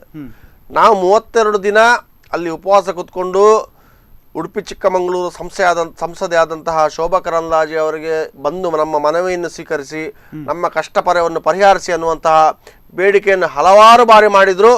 ಒಂದೇ ಒಂದು ದಿನ ಪ್ರತಿಭಟನಾ ಸ್ಥಳಕ್ಕೆ ಬಂದು ಭೇಟಿ ನೀಡುವ ಸೌಜನ್ಯವನ್ನು ಕೂಡ ಉಡುಪಿ ಚಿಕ್ಕಮಗಳೂರು ಸಂಸದೆ ತೋರ್ಲಿಲ್ಲ. ಉಡುಪಿ ಜಿಲ್ಲೆಯಲ್ಲೇ ಇದ್ರು, ಕಾರ್ಕಳದಲ್ಲಿದ್ರು, ಅಲ್ಲಿ ಇಲ್ಲಿ ಎಲ್ಲೆಲ್ಲ ಬೇರೆ ಬೇರೆ ನಾವು ಫೇಸ್ಬುಕ್ ವಾಟ್ಸಪ್ ನೋಡ್ತಾ ಇರ್ತೇವೆ, ಪೇಪರ್ ನೋಡ್ತಾ ಇರ್ತೇವೆ, ಅಲ್ಲಿಗೆ ಭೇಟಿ ಕೊಟ್ಟರು ಇಲ್ಲಿಗೆ ಭೇಟಿ ಕೊಟ್ಟರು ಅಂತೇಳಿ. ನಮ್ಮ ಪ್ರತಿಭಟನಾ ಸ್ಥಳಕ್ಕೆ ಏನಾಗಿದೆ, ಸಮಸ್ಯೆ ಏನು ಅನ್ನುವಂತಹ ನೋಡುವಂತಹ ಒಂದೇ ಒಂದು ಕೆಲಸ ಮಾಡಲಿಲ್ಲ. ಅಂದ್ರೆ ಇದರ ಅರ್ಥ ಅವರಿಗೆ ಸಿಗಬೇಕಾಗತ್ತೆ ಸಿಕ್ಕಿ ಆಗಿದೆ, ಜನರಿಗೆ ಏನೋ ಸಿಗ್ಬೇಕು ಅವ್ರಿಗೆ ಆಗತ್ತೆ ಇಲ್ಲ. ಜನರು ಬೇಕಾದ್ರೆ ಅವರ ವ್ಯವಸ್ಥೆ ಮಾಡ್ಕೊಳ್ತಾರೆ ಅನ್ನುವಂತಹ ಒಂದು ಮನೋಭಾವನೆ ಇದೆಯಲ್ಲ, ಇದು ತಪ್ಪು. ಅವ್ರ ವ್ಯಾಪ್ತಿಗೆ ಬರುವಂತದ್ದು ನೋಡಿ, ಜಿಲ್ಲಾಡಳಿತ ಹೇಳ್ತದೆ ನಮ್ಮ ವ್ಯಾಪ್ತಿಗೆ ಬರೋದಿಲ್ಲ, ಅದು ಕೇಂದ್ರ ಸರ್ಕಾರಕ್ಕೆ ಬರ್ತದೆ ಅಂತ ಹೇಳ್ತಾರೆ. ನಾವು ಜಿಲ್ಲಾಡಳಿತ ಹೇಳುದು ಅಂತಂದ್ರೆ ಯಾರ ವ್ಯಾಪ್ತಿಗೆ ಬರ್ತದೆ ನಾವು ನೋಡ್ಲಿಕ್ಕೆ ಹೋಗ್ಲಿಕ್ಕೆ ಆಗುದಿಲ್ಲ. ಯಾರ ವ್ಯಾಪ್ತಿಗೆ ಬರ್ತದೆ ನೀವು ಕಳಿಸಿಕೊಡಿ ಅಲ್ಲಿಗೆ. ನಮ್ಗೆ ನ್ಯಾಯ ಒದಗಿಸಿ ಕೊಡಬೇಕಾದ್ದು ಜಿಲ್ಲಾಡಳಿತ. ನಾವು ಎಲ್ಲದಕ್ಕೂ ಕೇಂದ್ರ ಸರ್ಕಾರದ ಬಳಿ ಹೋಗ್ಲಿಕ್ಕೆ ಆಗುದಿಲ್ಲ. ಜಿಲ್ಲಾಡಳಿತ ಇರುವುದು ಯಾಕೆ? ಮತ್ತೆ ಇಲ್ಲಿ ಜನಪ್ರತಿನಿಧಿಗಳು ಇರುವುದು ಯಾಕೆ? ನಾವು ಓಟ್ ಹಾಕಿರೋದು ಯಾಕಾಗಿ? ನಮ್ಮ ಸಮಸ್ಯೆಯನ್ನು ಸರ್ಕಾರದ ಬಳಿ ಹೋಗಿ ಚರ್ಚೆ ಮಾಡಿ ನಮ್ಗೊಂದು ಸೂಕ್ತ ನ್ಯಾಯ ಒದಗಿಸಿಕೊಳ್ಳಿ ಅನ್ನುವಂತ ಮನೋಭಾವವನ್ನು ನಾವು ಓಟ್ ಹಾಕಿರೋದಲ್ವಾ? ಹಾಗಾದ್ರೆ ಇವರು ಇಲ್ಲ ಅಂತ ಆದ್ರೆ ಮತ್ತೆ ಓಟ್ ಹಾಕಿ ಇವ್ರು ಯಾಕೆ ಮತ್ತೆ ನಾವು ಹೋಗಿ ಮಾಡ್ಕೊಂಡು ಬರ್ತೇವೆ? ಅಲ್ಲ, ಯಾಕೆ ಇಷ್ಟೊಂದು ಈ ಒಂದು ಕರಾವಳಿಗರಿಗೆ ಯಾಕೆ ಪದೇ ಪದೇ ಇಂಥ ಒಂದು ಸಂಕಷ್ಟಗಳು ಅಂತ? ಪದೇ ಪದೇ ಒಂದು ಮಾತು ಕೇಳಿ ಬರ್ತದೆ, ಏನಂತಂದ್ರೆ ಕರಾವಳಿ ಅನ್ನುವಂಥದ್ದು ಒಂದು ಪ್ರಯೋಗಶಾಲೆ ಅಂತೇಳಿ. ಯಾಕೆ ಅದು? ಇಲ್ಲಿ ರಾಜ್ಯ ಇಲ್ಲಿ ಶಾಂತಿ ಪ್ರಿಯರು ನೋಡಿ, ಅದಕ್ಕೋಸ್ಕರ ಅವರ ಮೇಲೆ ಪ್ರಯೋಗ ಮಾಡುವಂತ. ಹೆಜಮಾಡಿಯಲ್ಲಿ ಒಂದು ಟೋಲ್ ಉಂಟು, ಮುಕ್ಕದಲ್ಲಿ ಇನ್ನೊಂದು ಟೋಲ್ ಉಂಟು. ಇದೇ ಕೆಲಸವನ್ನು 5 ಕಿಲೋಮೀಟರ್ಗೆ ವ್ಯಾಪ್ತಿಗೆ ಇಲ್ಲಿ ಟೋಲ್ ಹಾಕಿದಾರಲ್ಲ, ಇದನ್ನೇ ಮಹಾರಾಷ್ಟ್ರದಲ್ಲಿ ಮಾಡಿ ತೋರಿಸ್ಲಿ ಇವರು, ತೋರಿಸ್ಲಿ. ಅದು ಯಾಕೆ ಇಲ್ಲಿ ಹಾಕಿದಾರೆ ಅಂತಂದ್ರೆ ಇದನ್ನು ನಾಳೆ ಅಲ್ಲಿ ತೋರಿಸ್ಲಿಕ್ಕೆ, ಉದಾಹರಣೆ ತೋರಿಸ್ಲಿಕ್ಕೆ ಆಗ್ತದೆ. ನೋಡಿ, ಉಡುಪಿ ಪಡುಬಿದ್ರಿ ಹೆಜಮಾಡಿಯಲ್ಲಿ ಸಹ ಉಂಟು 5 ಕಿಲೋಮೀಟರ್ ಅಲ್ಲಿ. ಕಾನೂನಲ್ಲಿ ಅವಕಾಶ ಉಂಟು ಅನ್ನುವಂಥ ಒಂದು ಮಾತನ್ನು ಅಲ್ಲಿ ಹೇಳಲಿಕ್ಕೆ ಆಗ್ತದೆ ಅಂತ ಇಲ್ಲಿ ಇಟ್ಕೊಂಡಿರುವಂಥದ್ದು. ಬೆಳ್ಮಡ್ ಹತ್ರ ಒಂದು ರಾಜ್ಯ ಹೆದ್ದಾರಿಗೆ ಒಂದು ಟೋಲ್ ಹಾಕ್ಲಿಕ್ಕೆ ಹೋದ್ರು, ಇದು ಪ್ರಯೋಗ ಮಾಡುವಂಥದ್ದು. ಇಲ್ಲಿ ಸಕ್ಸಸ್ ಆದರೆ ಬೇರೆ ಕಡೆ ಮಾಡ್ಕೊಂಡು ಹೋಗುವ ಅಂತೇಳಿ. ಇದು ಕರಾವಳಿ ಎನ್ನುವಂಥದ್ದು ಶುದ್ಧವಾಗಿ ಪ್ರಯೋಗಶಾಲೆ ಆಗ್ತಾ ಇದೆ. ಎಲ್ಲದಕ್ಕೂ ಪ್ರಯೋಗ ಮಾಡಲಿಕ್ಕೆ ನಾವು, ಅನುಭವಿಸ್ಲಿಕ್ಕೆ ನಾವು. ಅಲ್ಲ, ಯಾಕೆ ಅಂತಂದ್ರೆ ಸಾಲು ಸಾಲು ಪ್ರತಿಭಟನೆಗಳು ನಡೀತು, ಆದ್ರೂ ಕೂಡ ಯಾವುದೇ ಒಂದು ಪ್ರತಿಕ್ರಿಯೆಗಳಿಲ್ಲ. ಒಂದು ಕರೆ ಇದೆ. ಹಲೋ ಹಲೋ, ನಮಸ್ತೆ. ನಮಸ್ಕಾರ ಸರ್, ಹೇಳಿ. ನಾನು ಮಂಗಳೂರಿನಿಂದ. ಎಸ್, ಹೇಳಿ ಸರ್, ಹೇಳಿ. ಅವೈಜ್ಞಾನಿಕ ಕಾಮಗಾರಿ ಕೂಡ ಇದೇ ವಿಚಾರದಲ್ಲಿ ನಾವು ಮಂಗಳೂರಲ್ಲಿ ಕೂಡ ಮಾತಾಡ್ತಿದ್ದೇವೆ. ನಾನು ಕೂಡ ಒಂದು ಹೋರಾಟಗಾರ. ನಾನಿವತ್ತು ತಮ್ಗೆ ಏನ್ ಹೇಳಲಿಕ್ಕೆ ಇಷ್ಟಪಡ್ತೇನೆ ಹೇಳಿದರೆ, ಈ ವ್ಯವಸ್ಥೆ ಒಂದು ವೇಳೆ ನಮ್ಮ ಚಿಕ್ಕಬಳ್ಳಾಪುರ, ದೊಡ್ಡಬಳ್ಳಾಪುರ ಆ ಕಡೆ ಇರ್ತಿದ್ರೆ ಅಲ್ಲಿಯ ಜನರು ಇದನ್ನು ಸಹಿಸ್ತಿರ್ಲಿಲ್ಲ. ಇಲ್ಲಿ ನನಗೆ ಸಂಪೂರ್ಣವಾದ ಒಂದು ಸಂಶಯ ಏನಂತ ಹೇಳಿದರೆ, ಈ ಕಂಪನಿಯವರು ನಮ್ಮ ರಾಜಕೀಯ ಮುಖಂಡರನ್ನು ಕಿಸೆಯಲ್ಲಿ ಹಾಕಿಕೊಂಡಿದ್ದಾರೆ 100%. ಮತ್ತೆ ನಮ್ಮ ಜನರು ಎರಡೂ ಜಿಲ್ಲೆಯವರು, ಮಂಗಳೂರು ಮತ್ತೆ ಅದೇ ರೀತಿ ಉಡುಪಿಯವರು, ಈ ಕಂಪನಿಯ ಮೇಲೆ ಯಾವುದು ಕೂಡ ದಾವೆ ಹೂಡ್ಲಿಕ್ಕೆ ಹಿಂಜರಿತಾರೆ. ಇಲ್ಲಿ ಎಷ್ಟು ಆಕ್ಸಿಡೆಂಟ್ ಆಗಿದೆ ಅದಕ್ಕೆ ಪ್ರತಿಯೊಂದಕ್ಕೆ 1 ಕೋಟಿ ಪ್ರಕಾರ ಇದು ನಷ್ಟಕ್ಕೆ ಕೇಸ್ ಹಾಕಿದ್ದಾರೆ, ಮಾನ ನಷ್ಟಕ್ಕೆ. ಇವರು ಸಾಧಾರಣ ಚರ್ಬಿ ಇಳಿಸಿದಾಗೆ ಆಗ್ತದೆ. ಇವರು ಏನ್ ಮಾಡ್ತಾರೆ ಹೇಳಿದರೆ, ನಮ್ಮ ಎರಡು ಕಡೆಯ ಜನಸಾಮಾನ್ಯರ ಇದನ್ನು ಟೆಸ್ಟ್ ಮಾಡ್ತಾರೆ. ಇದು ನಮ್ಗೆ ಕಂಟ್ರೋಲ್ ಮಾಡುವ ಎಷ್ಟು ಶಕ್ತಿ ಉಂಟು ಅಂತ ಹೇಳಿ ಇವರು ಅದನ್ನು ಪರೀಕ್ಷೆ ಮಾಡ್ತಾರೆ, ನಮ್ಮ ಸಮಾಧಾನವನ್ನು, ಪೇಷನ್ಸ್. ಆದ ಕಾರಣ ನಾನು ಇವತ್ತು ಎರಡೂ ಜಿಲ್ಲೆಯ ಜನಸಾಮಾನ್ಯರಲ್ಲಿ ಹಾಗೂ ಹೋರಾಟಗಾರರಲ್ಲಿ ವಿನಂತಿಸ್ತೇನೆ, ನಾವು ಇದರ ಬಗ್ಗೆ ಆ ಕಂಪನಿಯವರ ಮೇಲೆ ಕೇಸ್ ದಾಖಲು ಮಾಡಬೇಕು. ಎಲ್ಲ ಅದಕ್ಕೆ ಪೂರಕವಾದ ಎಲ್ಲ ಸಾಕ್ಷಿಗಳನ್ನು, ಟಿವಿ ವಿಡಿಯೋ ಎಲ್ಲ, ಇದಕ್ಕೆ ಬೇಕಾದ ಫೋಟೋಗ್ರಫಿ ಎಲ್ಲ ಕೋರ್ಟ್ಗೆ ಪ್ರೊಡ್ಯೂಸ್ ಮಾಡಬೇಕು. ಅದರ ಜೊತೆಯಲ್ಲಿ ನಾವು ಇವತ್ತು ನಮ್ಮ ಎರಡೂ ಕಡೆಯ ರಾಜಕೀಯ ಮುಖಂಡರನ್ನು ಕೂಡ ನಾವು ಪ್ರಶ್ನಿಸಬೇಕಾಗ್ತದೆ. ಯಾಕೆ ಹೇಳಿದರೆ, ಈ ಕಂಪನಿಗೆ ಕೆಲಸ ಕೊಡುವಾಗ ಅದಕ್ಕೆ ಸ್ಪೆಸಿಫೈಡ್ ಆಗಿ ರೂಲ್ಸ್ ಕೊಡ್ತಾರೆ. ಅವರು ಎಷ್ಟೇ ಸಮಯದಲ್ಲಿ ಕೆಲಸ ನಿರ್ವಹಿಸಬೇಕು, ಇಷ್ಟು ಕಾಮಗಾರಿಗಳ ಕೆಲಸದವರನ್ನು ಹಾಕ್ಬೇಕಂತೇಳಿ.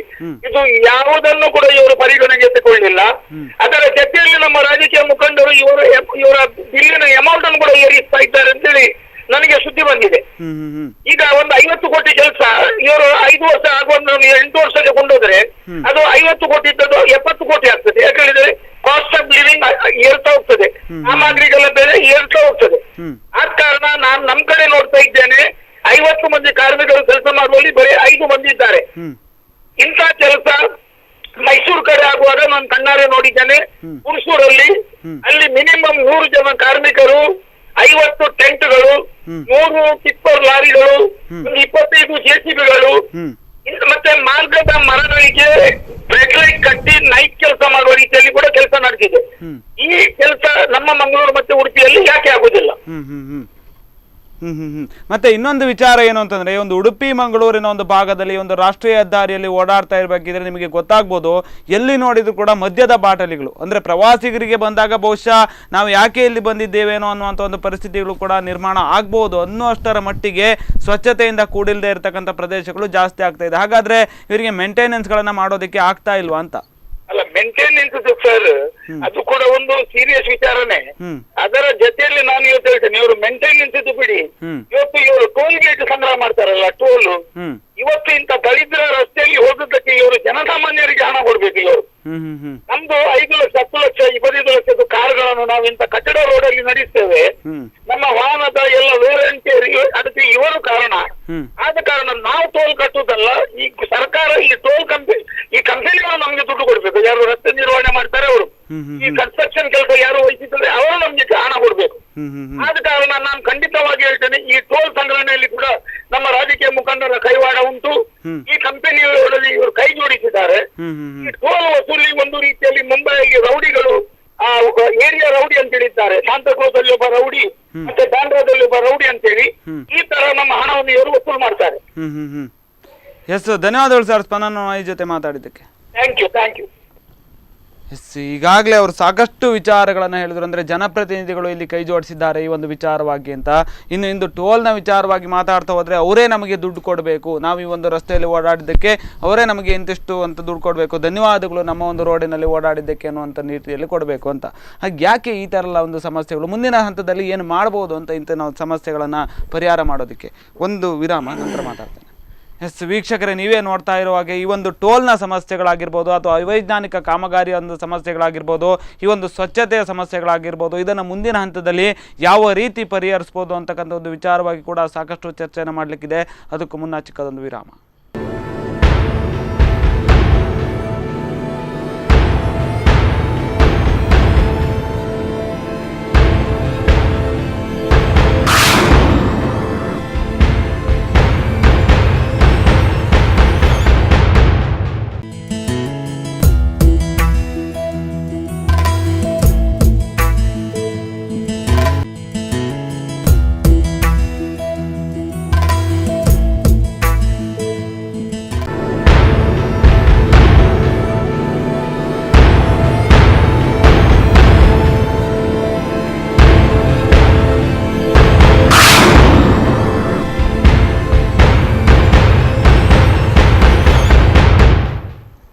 ವಿರಾಮದ ನಂತರ ಅವೈಜ್ಞಾನಿಕ ಕಾಮಗಾರಿ ಅನ್ನುವಂಥ ಒಂದು ಶೀರ್ಷಿಕೆ ಅಡಿಯಲ್ಲಿ ಕರೆಂಟ್ ಅಫೇರ್ಸ್ ಅನ್ನು ನಡೆಸ್ತಾ ಇದ್ದೇವೆ. ಈ ಕುರಿತಾಗಿ ಸಾಕಷ್ಟು ವಿಚಾರಗಳನ್ನು ಕೂಡ ಮಾತಾಡಿದ್ದೇವೆ. ಒಂದು ಟೋಲ್ನ ವಿಚಾರವಾಗಿ, ನವಯುಗ ಕಂಪನಿಯವರ ಒಂದು ವಿಚಾರವಾಗಿ, ಇನ್ನು ಅದೇ ರೀತಿಯಲ್ಲಿ ಜನಪ್ರತಿನಿಧಿಗಳು, ಜಿಲ್ಲಾಡಳಿತ ಮತ್ತು ಅದೇ ರೀತಿಯಲ್ಲಿ ಸಾಕಷ್ಟು ಜನರು ಕೂಡ ಮುಂದಿನ ದಿನಗಳಲ್ಲಿ ಯಾವ ರೀತಿ ಯೋಚನೆಗಳನ್ನು ಮಾಡಬೇಕು ಮತ್ತು ಜನಪ್ರತಿನಿಧಿಗಳು ಯಾವ ರೀತಿ ಯೋಜನೆಗಳನ್ನು ಹಾಕಿಕೊಳ್ಬೇಕು, ಇಂಥ ಒಂದು ಸಂಕಷ್ಟಗಳನ್ನು, ಸಮಸ್ಯೆಗಳನ್ನು ಪರಿಹರಿಸುವ ನಿಟ್ಟಿನಲ್ಲಿ ಅಂತಕ್ಕಂಥ ಒಂದು ವಿಚಾರಗಳಾಗಿ ಸಂಸಾರ ಮದವರೇ, ಈಗಾಗಲೇ ನಾನು ಮಾತಾಡ್ತಾ ಇದ್ದೆ, ಇಷ್ಟೊಂದು ಸಂಕಷ್ಟಗಳಿದೆ, ಅದರಲ್ಲೂ ಕೂಡ ಟೋಲನ್ನು ತೆಗೆದುಕೊಳ್ತಾರೆ. ಆದರೆ ಅವ್ರು ಹೇಳಿದಾಗೆ ನಮಗೆ ದುಡ್ಡು ಕೊಡಬೇಕು, ಅವರು ನವಯುಗ ಕಂಪನಿಯವರು, ನಾವು ಆ ಒಂದು ರಸ್ತೆಯನ್ನು ಬಳಸಿದ್ದಕ್ಕಾಗಿ ಅವರೇ ದುಡ್ಡು ಕೊಡಬೇಕು, ಇಂಥ ಒಂದು ಕಚ್ಚಡ ರಸ್ತೆಯನ್ನು ನೀವು ಬಳಸಿದ್ದೀರಿ ಅನ್ನುವಂಥ ಒಂದು ನಿಟ್ಟಿನಲ್ಲಿ ಅಂತ.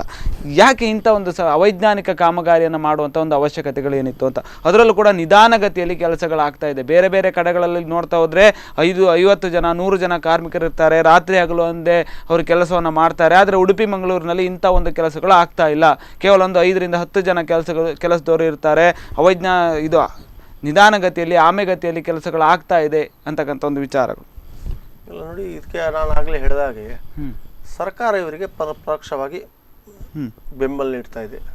ಹಾಗಾಗಿ ಇವರು ಅದನ್ನು ಹೆಚ್ಚು ಒಂದು ದೊಡ್ಡ ಮಟ್ಟದಲ್ಲಿ ಪರಿಗಣನೆಗೆ ತಗೊಳ್ಳೋದಿಲ್ಲ. ಇನ್ನು 10 ವರ್ಷ ಹೋದರೂ ಸರ್ಕಾರ ನಮಗೇನು ಕಪ್ಪು ಪಟ್ಟಿಗೆ ಹಾಕುವುದಿಲ್ಲ, ನಮ್ಮಿಂದ ದಂಡ ವಸೂಲಿ ಮಾಡುವುದಿಲ್ಲ ಅನ್ನುವಂತಹ ಒಂದು ಧೈರ್ಯ ಅವರಿಗೆ ಬಂದುಬಿಟ್ಟಿದೆ. ಹಾಗಾಗಿ ಸಹಜವಾಗಿ ಅವರು ಆಮೆಗತಿಯಲ್ಲಿ ಕೆಲಸ ಮಾಡುವಂಥದ್ದೇ. ಮತ್ತು ಟ್ಯಾಕ್ಸ್ ಹೇಳಿದ್ರೆ ನೀವು, ನಾವೀಗಾಗಲೇ ಒಂದು ವಾಹನ ತಗೊಳ್ಳುವಾಗ ರಸ್ತೆ ತೆರಿಗೆ ಅಂತೇಳಿ ನಾವು ಕೊಡ್ತೇವೆ. ಇವರಿಗೆ ಟೋಲ್ ವಸೂಲಿ ಮಾಡುವಂಥ ಮನೋಭಾವನೆ ಇದ್ದದೇ ಹೌದಾದರೆ ಆ ರಸ್ತೆ ತೆರಿಗೆ ಏನುಂಟು ಅದನ್ನು ಕ್ಯಾನ್ಸಲ್ ಮಾಡಿ, ಪ್ರತಿ ರಸ್ತೆಗೆ ಒಂದು ಟೋಲ್ ಹಾಕಿಬಿಡಿ, ನಾವು ಅಲ್ಲೇ ಪೇಮೆಂಟ್ ಮಾಡ್ತೇವೆ. ಇದು ನಾವು ರಸ್ತೆ ತೆರಿಗೆಯನ್ನು ಕಟ್ಟಿ ವಾಪಸ್ಸು ನೀವು ಟೋಲ್ ಅಲ್ಲಿ ತೆರಿಗೆ ಕಟ್ಟಬೇಕಂತಂದ್ರೆ ಇದು ಹಗಲ ದರೋಡೆನೆ, ಇದರಲ್ಲಿ 2 ಮಾತಿಲ್ಲ. ಇವ್ರು ಹೇಳ್ತಾರೆ ನಮ್ಮಂದ ಅದು ಏನು ದುಡ್ಡು ವಸೂಲಿ ಆಗ್ತದೆ, ಅದರಿಂದ ನಮಗೆ ನಿರ್ವಹಣೆ ಆಗುದಿಲ್ಲ ಅಂತ ಹೇಳ್ತಾರೆ. ಅದು ಶುದ್ಧ ತಪ್ಪು. ನಮ್ಮ ಸಮೀಕ್ಷೆ ಪ್ರಕಾರ ಇಡೀ ಭಾರತದಲ್ಲಿ ದಿವಸಕ್ಕೆ 10 ರಿಂದ 15 ಕೋಟಿವರೆಗೆ ಟ್ಯಾಕ್ಸ್ ತೆರಿಗೆ ಒಟ್ಟಾಗ್ತದೆ. ತಿಂಗಳಿಗೆ ಒಂದು 400 ಕೋಟಿ ಚಿಲ್ಲರೆ ಆಯಿತು. 400 ಕೋಟಿ ಚಿಲ್ಲರೆಯಲ್ಲೂ ರಸ್ತೆ ನಿರ್ವಹಣೆ ಇವರಿಗೆ ಆಗುದಿಲ್ಲ ಅಂತಾದ್ರೆ ನಾಚಿಕೆಗೇಡಿನ ವಿಷಯ. ಇವರು ಹೇಳುದ್ರಲ್ಲೊಂದು ಅರ್ಥ ಇರಬೇಕು. ಇವ್ರಿಗೆ ನಿಜವಾದ ಅರ್ಥದಲ್ಲಿ ಆಗೋದಿಲ್ಲ ಅಂತಾದರೆ ಟ್ಯಾಕ್ಸ್ ಅಲ್ಲಿ ಕ್ಯಾನ್ಸಲ್ ಮಾಡಲಿ. ಇವರು ಏನು ಇಲ್ಲಿ ಕಂಪನಿ ಕೊಟ್ಟಿದ್ರು ಅವೇ ಕಂಪನಿ, ಅದೇ ರೀತಿ ಬೇರೆ ಬೇರೆ ಕಂಪನಿಯವರಿಗೆ ಕೊಡ್ಲಿ, ನಾವು ಅವರಿಗೆ ಪೇ ಮಾಡ್ತೇವೆ. ಇಲ್ಲೂ ಕೊಡಬೇಕು ಅಲ್ಲಿ ಕೊಡ್ಬೇಕಂತಂದ್ರೆ ಇದು ಬಹಳ ಒಂದು ಹೊರೆ ಆಗುವಂತ ಕೆಲಸ. ಮತ್ತೆ ಇನ್ನೊಂದೇನು ಅಂತಂದ್ರೆ, ಸರ್ಕಾರ ನವಯುಗ ಕಂಪನಿಯವರ ಜೊತೆ ಮೊದಲೇ ಒಂದು ಒಪ್ಪಂದಗಳನ್ನ, ಒಡಂಬಡಿಕೆಗಳನ್ನ ಮಾಡ್ಕೊಂಡಿರುತ್ತೆ. ಅದರಲ್ಲೂ ಕೂಡ ನವಯುಗ ಕಂಪನಿಯವರು ಮೊದಲೇ ಒಂದು ಘೋಷಿಸಿರ್ತಾರೆ. ಈ ಒಂದು ಪೇಪರ್ನಲ್ಲಿ ಕೂಡ ಒಪ್ಪಂದದ ಒಂದು ಪತ್ರಗಳಲ್ಲೂ ಕೂಡ ಇರುತ್ತೆ, ನಾವು ಸರಿಯಾದ ರೀತಿಯಲ್ಲಿ ಕೆಲಸಗಳನ್ನು ಮಾಡ್ತೇವೆ, ಕಾಮಗಾರಿಗಳನ್ನು ಮಾಡ್ತೇವೆ, ನಾವು ಅದನ್ನು ಮೇಂಟೈನ್ ಮಾಡ್ತೇವೆ ಅನ್ನುವ ನಿಟ್ಟಿನಲ್ಲೂ ಕೂಡ ಸಾಕಷ್ಟು ಭರವಸೆಗಳನ್ನು ಕೊಟ್ಟಿರುತ್ತೆ. ಅದೇ ರೀತಿಯಲ್ಲಿ ಕೇಂದ್ರ ಸರ್ಕಾರ ಅದಕ್ಕೆ ಒಪ್ಪಿಕೊಂಡು ಕೂಡ ಇರುತ್ತೆ. ನಂತರ ಕೇಂದ್ರ ಸರ್ಕಾರ ಈ ವಿಚಾರವಾಗಿ ಮಾತನಾಡೋದಕ್ಕೆ ಸಾಧ್ಯ ಆಗೋದಿಲ್ಲ. ಅಂತ ಒಂದು ಪರಿಸ್ಥಿತಿಗಳು ಕೂಡ ಅವರಿಗೆ ನಿರ್ಮಾಣ ಆಗಿರ್ಬೋದು ಅಂತ ಕೇಂದ್ರ ಸರ್ಕಾರ. ಅಂದ್ರೆ ಒಂದು ಒಪ್ಪಂದಗಳಿಗೆ ಅವರು ಬದ್ಧರಾಗಿದ್ದಾಗ ಇದು ಸಾಧ್ಯ ಆಗೋದಿಲ್ವಾ ಅಂತ. ಅದು ಸರ್ಕಾರ ಆಗದ ತಪ್ಪು. ಸರ್ಕಾರದ ಬೇಕಾದ ವ್ಯವಸ್ಥೆ ಇಟ್ಕೊಳ್ಬೇಕಿತ್ತಲ್ವಾ. ಮುಂಜಾಗ್ರತಾ ಕ್ರಮವಾಗಿ ಒಂದು ವೇಳೆ ಈ ನವಯುಗ ಕಂಪನಿ ಕಾಮಗಾರಿಯನ್ನು ಮಾಡ್ಲಿಕ್ಕೆ ವಿಫಲ ಆದ್ರೆ ನಾವ್ ಏನ್ ಆಕ್ಷನ್ ತಗೊಳ್ಬಹುದು ಅಂತ ಸರ್ಕಾರ ಮಾಡ್ಕೊಂಡಿಡ್ಬೇಕಿತ್ತು. ಅದು ಸರ್ಕಾರದ ತಪ್ಪು. ಹಾಗಾದ್ರೆ ಅಷ್ಟು ಮಾಡ್ಕೊಳ್ಳಿ ಸರ್ಕಾರದ ಏನೊಂದು ಲಾಭ ಪಡೆದೇ ಮಾಡ್ಕೊಂಡಿದ್ದ ಇಲ್ಲ. ಸರ್ಕಾರ ಮಾಡಿದ ತಪ್ಪನ್ನು ಜನರ ಮೇಲೆ ಹೊರಿಸೋದು ಸರಿಯಲ್ಲ, ಸರ್ಕಾರವೇ ಸರಿ ಮಾಡಬೇಕು. ಹೀಗೆ ಅದಕ್ಕೆ ಮಧ್ಯಪ್ರವೇಶಿಸಿ ಕೇಂದ್ರ ಸರ್ಕಾರ ಸರಿ ಮಾಡಬೇಕು ಅನ್ನೋ ವಿಚಾರ. ಹಾಗಾದ್ರೆ ಅವರಿಗೆ ಈ ಒಂದು ವಿಷಯ, ಇಷ್ಟೊಂದು ಸಮಸ್ಯೆಗಳಿದೆ ಅನ್ನುವ ನಿಟ್ಟಿನಲ್ಲಿ ಯಾರು ಒತ್ತಡವನ್ನು ಹೇರಬೇಕು? ಯಾಕೆ ಇಷ್ಟೊಂದು ಸಮಸ್ಯೆಗಳಿದ್ರೂ ಕೂಡ ಇಲ್ಲಿನ ಒಂದು ಜಿಲ್ಲಾಡಳಿತ ಆಗಿರ್ಬೋದು, ಜನಪ್ರತಿನಿಧಿಗಳಾಗಿರ್ಬೋದು, ಅಥವಾ ಇನ್ಯಾವುದೋ ಒಂದು ವಿಚಾರಗಳಾಗಿರ್ಬೋದು, ಮನವಿಗಳನ್ನು ಇಷ್ಟು ಸಾರಿ ನೀವು ಕೊಟ್ಟರು ಕೂಡ ಅದನ್ನು ಕೇಂದ್ರ ಸರ್ಕಾರಕ್ಕೆ ತಲುಪಿಸುವ ನಿಟ್ಟಿನಲ್ಲಿ ಯಾಕೆ ವಿಫಲರಾಗ್ತಾ ಇದ್ದಾರೆ? ಯಾಕೆ ನಿಮ್ಮ ಒಂದು ಪ್ರತಿಭಟನೆಗಳನ್ನು ಸಾಲು ಈ ಒಂದು ಆಕ್ರೋಶಗಳು, ಮನವಿಗಳನ್ನು ಯಾಕೆ ನಿರ್ಲಕ್ಷಿಸ್ತಾ ಇದ್ದಾರೆ ಅಂತ?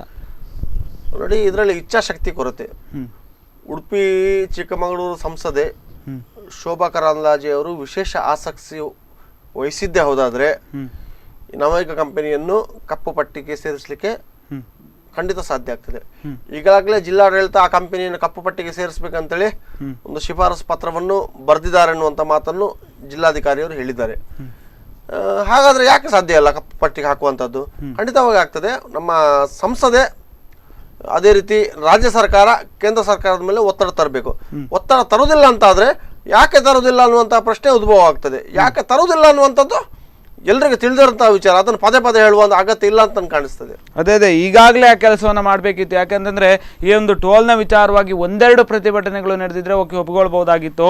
ಆದರೆ ಪದೇ ಸಾಲಾಗಿ ಪ್ರತಿಭಟನೆಗಳು ನಡೀತಾ ಇದೆ ಅಂತಂದ್ರೆ ಅದರ ಹಿಂದೆ ಜನರಿಗೆ ಸಾಕಷ್ಟು ಸಂಕಷ್ಟಗಳಿದೆ ಅಂತ ಅರ್ಥ. ಅದಕ್ಕೋಸ್ಕರವೂ ಕೂಡ ಈ ಒಂದು ಸಂಕಷ್ಟಗಳಿಗೆ ಮನಸ್ಸು ಮಿಡಿತಾ ಇಲ್ಲ ಅಂತಂದ್ರೆ ಏನರ್ಥ ಅಂತ? ಅದೇ ಈಗ ನೋಡಿ, ಸಾರ್ವಜನಿಕರ ಏನು ಹಿತಾಸಕ್ತಿ ಏನಿದೆ, ಸಾರ್ವಜನಿಕರ ರಕ್ಷಣೆ ಆಗಿರ್ಬೋದು, ಸಾರ್ವಜನಿಕ ಹಿತಾಸಕ್ತಿ ಆಗಿರ್ಬೋದು, ರಸ್ತೆಯ ಸುರಕ್ಷತೆ ಆಗಿರ್ಬೋದು, ಇದರ ಬಗ್ಗೆ ಯಾವ ಜನಪ್ರತಿನಿಧಿಗೂ ಕಾಳಜಿ ಇಲ್ಲ. ಜನಪ್ರತಿನಿಧಿಗೆ ಈಗ ಕಾಳಜಿ ಇರುವಂಥದ್ದು ವಿಷಯ ಏನಂತಂದ್ರೆ, ನಾನು ಇಲೆಕ್ಷನ್ಗೆ ಎಷ್ಟು ಖರ್ಚು ಮಾಡಿದ್ದೇನೆ, ನನಗೆ ಎಷ್ಟು ಬರ್ತದೆ, ಆ ವಿಷಯ ಬಿಟ್ಟರೆ ಬೇರೆ ಜನರ ಸುರಕ್ಷತೆ ಖಂಡಿತವಾಗಿ ಅಗತ್ಯ ಇಲ್ಲ. ಮಲ್ಪೆಯಲ್ಲಿ ಮೀನುಗಾರರು ಕಾಣೆಯಾದರು. ಇವತ್ತಿಗೆ 71 ದಿವಸ ಏನಾಗಿದೆ. ಉಡುಪಿ ಜಿಲ್ಲಾ ಉಸ್ತುವಾರಿ ಮಂತ್ರಿ ಅವರು ಆ ದಿವಸ ಹೇಳಿದ್ರು ಪ್ರತಿಭಟನೆಯಲ್ಲಿ ಬಂದು, ಮೀನುಗಾರರು ಎಲ್ಲಿವರೆಗೆ ಪತ್ತೆ ಆಗುದಿಲ್ಲ ಅಲ್ಲಿವರೆಗೆ ನಾನು ಕ್ಷೇತ್ರ ಬಿಟ್ಟು ಹೋಗುದಿಲ್ಲ ಅಂತೇಳಿ ಹೇಳಿದ್ದಾರೆ. ಈಗ ಇವರನ್ನೇ ಹುಡುಕಬೇಕು. ಹಾಗಾಗಿ ಜನರ ಮೇಲೆ ಕಾಳಜಿ ಇಲ್ಲ. ಅವರಿಗೆ ಕಾಳಜಿ ಇರುವಂತದ್ದು ನಮ್ಗೆ ಎಷ್ಟು ಬರ್ತದೆ, ನಾವೆಷ್ಟು ಮಾಡ್ಕೊಳ್ಬಹುದು, ಇನ್ನು ಎಷ್ಟು ದಿನ ನನ್ನ ಹತ್ರ ಅಧಿಕಾರ ಇದೆ, ನನಗೆ ಬೇಕಾದವ್ರಿಗೆ ನಾನು ಏನು ಮಾಡ್ಕೊಳ್ಬಹುದು, ನನ್ನ ಸಂಗಡಿಗರ ನನ್ನ ಬೆಂಬಲಿಗರ ನಾನು ಏನು ಮಾಡ್ಬೋದು ಅನ್ನುವ ಒಂದೇ ವಿಚಾರ ಬಿಟ್ಟರೆ ಜನರ ಸುರಕ್ಷತೆಯ ಬಗ್ಗೆ ಅವರು ಕಾಳಜಿ ವಹಿಸ್ತಾರೆ ಅನ್ನುವಂಥದ್ದು ನಾನು ನಂಬಿದ್ರೆ ಅದು ನಮ್ಮ ಶುದ್ಧ ತಪ್ಪು. ನಾವು ಶತಮೂರ್ಖರ ಅಂತ ನಾವು ಎನ್ಸ್ಕೊಂಡು ನಾವು ಕುರಿಗಳಾಗಿದ್ದೇವೆ ಅಷ್ಟೇ. ಅವರಿಗೆ ಓಟ್ ಹಾಕಿ ನಾವು ಕುರಿಗಳಾಗಿದ್ದೇವೆ. ಈ ಒಂದು ಟೋಲ್ನ ವಿಚಾರವನ್ನು ಪಕ್ಕಕ್ಕಿಟ್ಟು ನೋಡೋದಾದ್ರೆ ಸ್ವಚ್ಛತೆಯ ವಿಷಯ, ಈ ಒಂದು ಮದ್ಯದ ಬಾಟಲಿಗಳು ಸಾಕಷ್ಟು ಬೀಳ್ತಾ ಇದೆ, ಇನ್ನೊಂದು ಕಚ್ಚಡ ಇದ್ದು ಹೋಗಿದೆ, ಕ್ಲೀನ್ ಮಾಡದೆ ಅಲ್ಲಿ ದುರ್ವಾಸನೆಗಳೆಲ್ಲ ಬೀರ್ತಾ ಇದೆ. ಇದನ್ನಾದರೂ ಇಲ್ಲಿನ ಒಂದು ಜನಪ್ರತಿನಿಧಿಗಳಾಗಿರ್ಬೋದು ಅಥವಾ ಜಿಲ್ಲಾಡಳಿತ ಆಗಿರ್ಬೋದು ಅಥವಾ ಆ ಒಂದು ಪ್ರದೇಶದ ಗ್ರಾಮ ಪಂಚಾಯಿತಿಗಳಾಗಿರ್ಬೋದು, ಇವರೆಲ್ಲರ ಒಂದು ಒಗ್ಗೂಡುವಿಕೆಯಿಂದ ನವಯುಗ ಕಂಪನಿಯವರಿಗೆ ಹೇಳಿಯೋ ಅಥವಾ ಅವರಾಗಿ ಏನೋ ಒಂದು ವ್ಯವಸ್ಥೆಗಳನ್ನು ಮಾಡ್ಬೋದಿತ್ತಲ್ಲ ಅಂತ ಒಂದು ಸ್ವಚ್ಛತೆಯ ಕೆಲಸಗಳನ್ನು ಅವರಾಗಿಯೇ ಜವಾಬ್ದಾರಿಯನ್ನು ಹೊತ್ತುಕೊಂಡು ಮಾಡ್ಬೋದಾ ಅಂತ? ನೋಡಿ, ನವಯುಗ ಕಂಪನಿ ಈ ಸ್ವಚ್ಛತೆ ಕೆಲಸ ಮಾಡಬೇಕು. ಮಾಡಲಿಕ್ಕೆ ವಿಫಲವಾದ ಪಕ್ಷದಲ್ಲಿ ಜಿಲ್ಲಾಡಳಿತ ಆಗಿರ್ಬೋದು, ಗ್ರಾಮ ಪಂಚಾಯತ್ ಸ್ಥಳೀಯ ಆಡಳಿತ ಆಗಿರ್ಬೋದು, ಜನಪ್ರತಿನಿಧಿಗಳು ನವಯುಗ ಕಂಪನಿಗೆ ಹೇಳುವಂತ ಕೆಲಸ ಮಾಡಬೇಕು. ಆ ಎರಡೂ ಕೆಲಸ ಆಗಿಲ್ಲ ಅಂತಾದ್ರೆ ಮೂರನೇದು ಇರುವಂಥದ್ದು ಜನರು ಸಿಡಿದು ಹೇಳಬೇಕು. ಜನರು ಯಾರದ ವಿರುದ್ಧ ದಂಗೆ ಹೇಳ್ಬೇಕಂತಂದ್ರೆ ಜಿಲ್ಲಾಡಳಿತ ಮತ್ತು ಜನಪ್ರತಿನಿಧಿಗಳ ಮೇಲೆ ಸಿಡಿದು ಹೇಳಬೇಕು. ಈಗ ಎಲೆಕ್ಷನ್ ಬಂತು, ಚುನಾವಣೆ ಬಂದಾಗ ಬರ್ತಾರೆ. ಆ ಸಮಯದಲ್ಲಿ ಜನರು ಅವರಿಗೆ ಅವರ ಕರ್ತವ್ಯವನ್ನು ಅಧಿಕಾರವನ್ನು ನೆನಪಿಸುವಂತ ಕೆಲಸ ಮಾಡಬೇಕು. ಬಹುಶಃ ಹಾಗೆ ಮಾಡಿದ್ರೆ ಅಷ್ಟೇ ಜನಪ್ರತಿನಿಧಿಗೆ ಬುದ್ಧಿ ಬರ್ತದೆ, ಜಿಲ್ಲಾಡಳಿತಕ್ಕೆ ಬುದ್ಧಿ ಬರ್ತದೆ. ಅವರು ನೇರವಾಗಿ ನವಯುಗ ಕಂಪನಿಯ ಮೇಲೆ ಒತ್ತಡ ತರುವಂತಹ ಕೆಲಸ ಆಗ್ತದೆ. ಬಿಟ್ಟರೆ ಜನಪ್ರತಿನಿಧಿಗಳು ಸುಮ್ಮನೆ ಕೂತ್ಕೊಳ್ತಾರೆ, ಜನರು ಸುಮ್ಮನೆ ಕೂತ್ಕೊಳ್ತಾರೆ ಅಂತಾದ್ರೆ ಬಹುಶಃ ಈ ಕರಾವಳಿ ಒಂದು ಬಹುದೊಡ್ಡ ದುರಂತಕ್ಕೆ ಮುಂದೆ ಸಿಲುಕೋದ್ರಲ್ಲಿ ಎರಡು ಮಾತಿಲ್ಲ.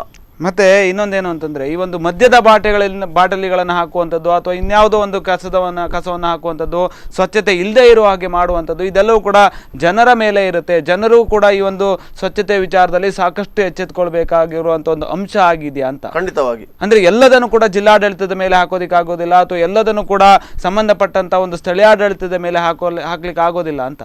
ಖಂಡಿತವಾಗಿ. ನೋಡಿ, ಈಗಿನ ಜನರು ಏನಂತಂದ್ರೆ ನನ್ನ ಮನೆಯ ಪರಿಸರ ಅಷ್ಟೇ ಸ್ವಚ್ಛವಾಗಿದ್ರೆ ಸಾಕು ಅನ್ನುವ ಮನೋಭಾವನೆ ಹೊಂದಿದವರು. ಅದು ಬದಲಾಗಬೇಕು.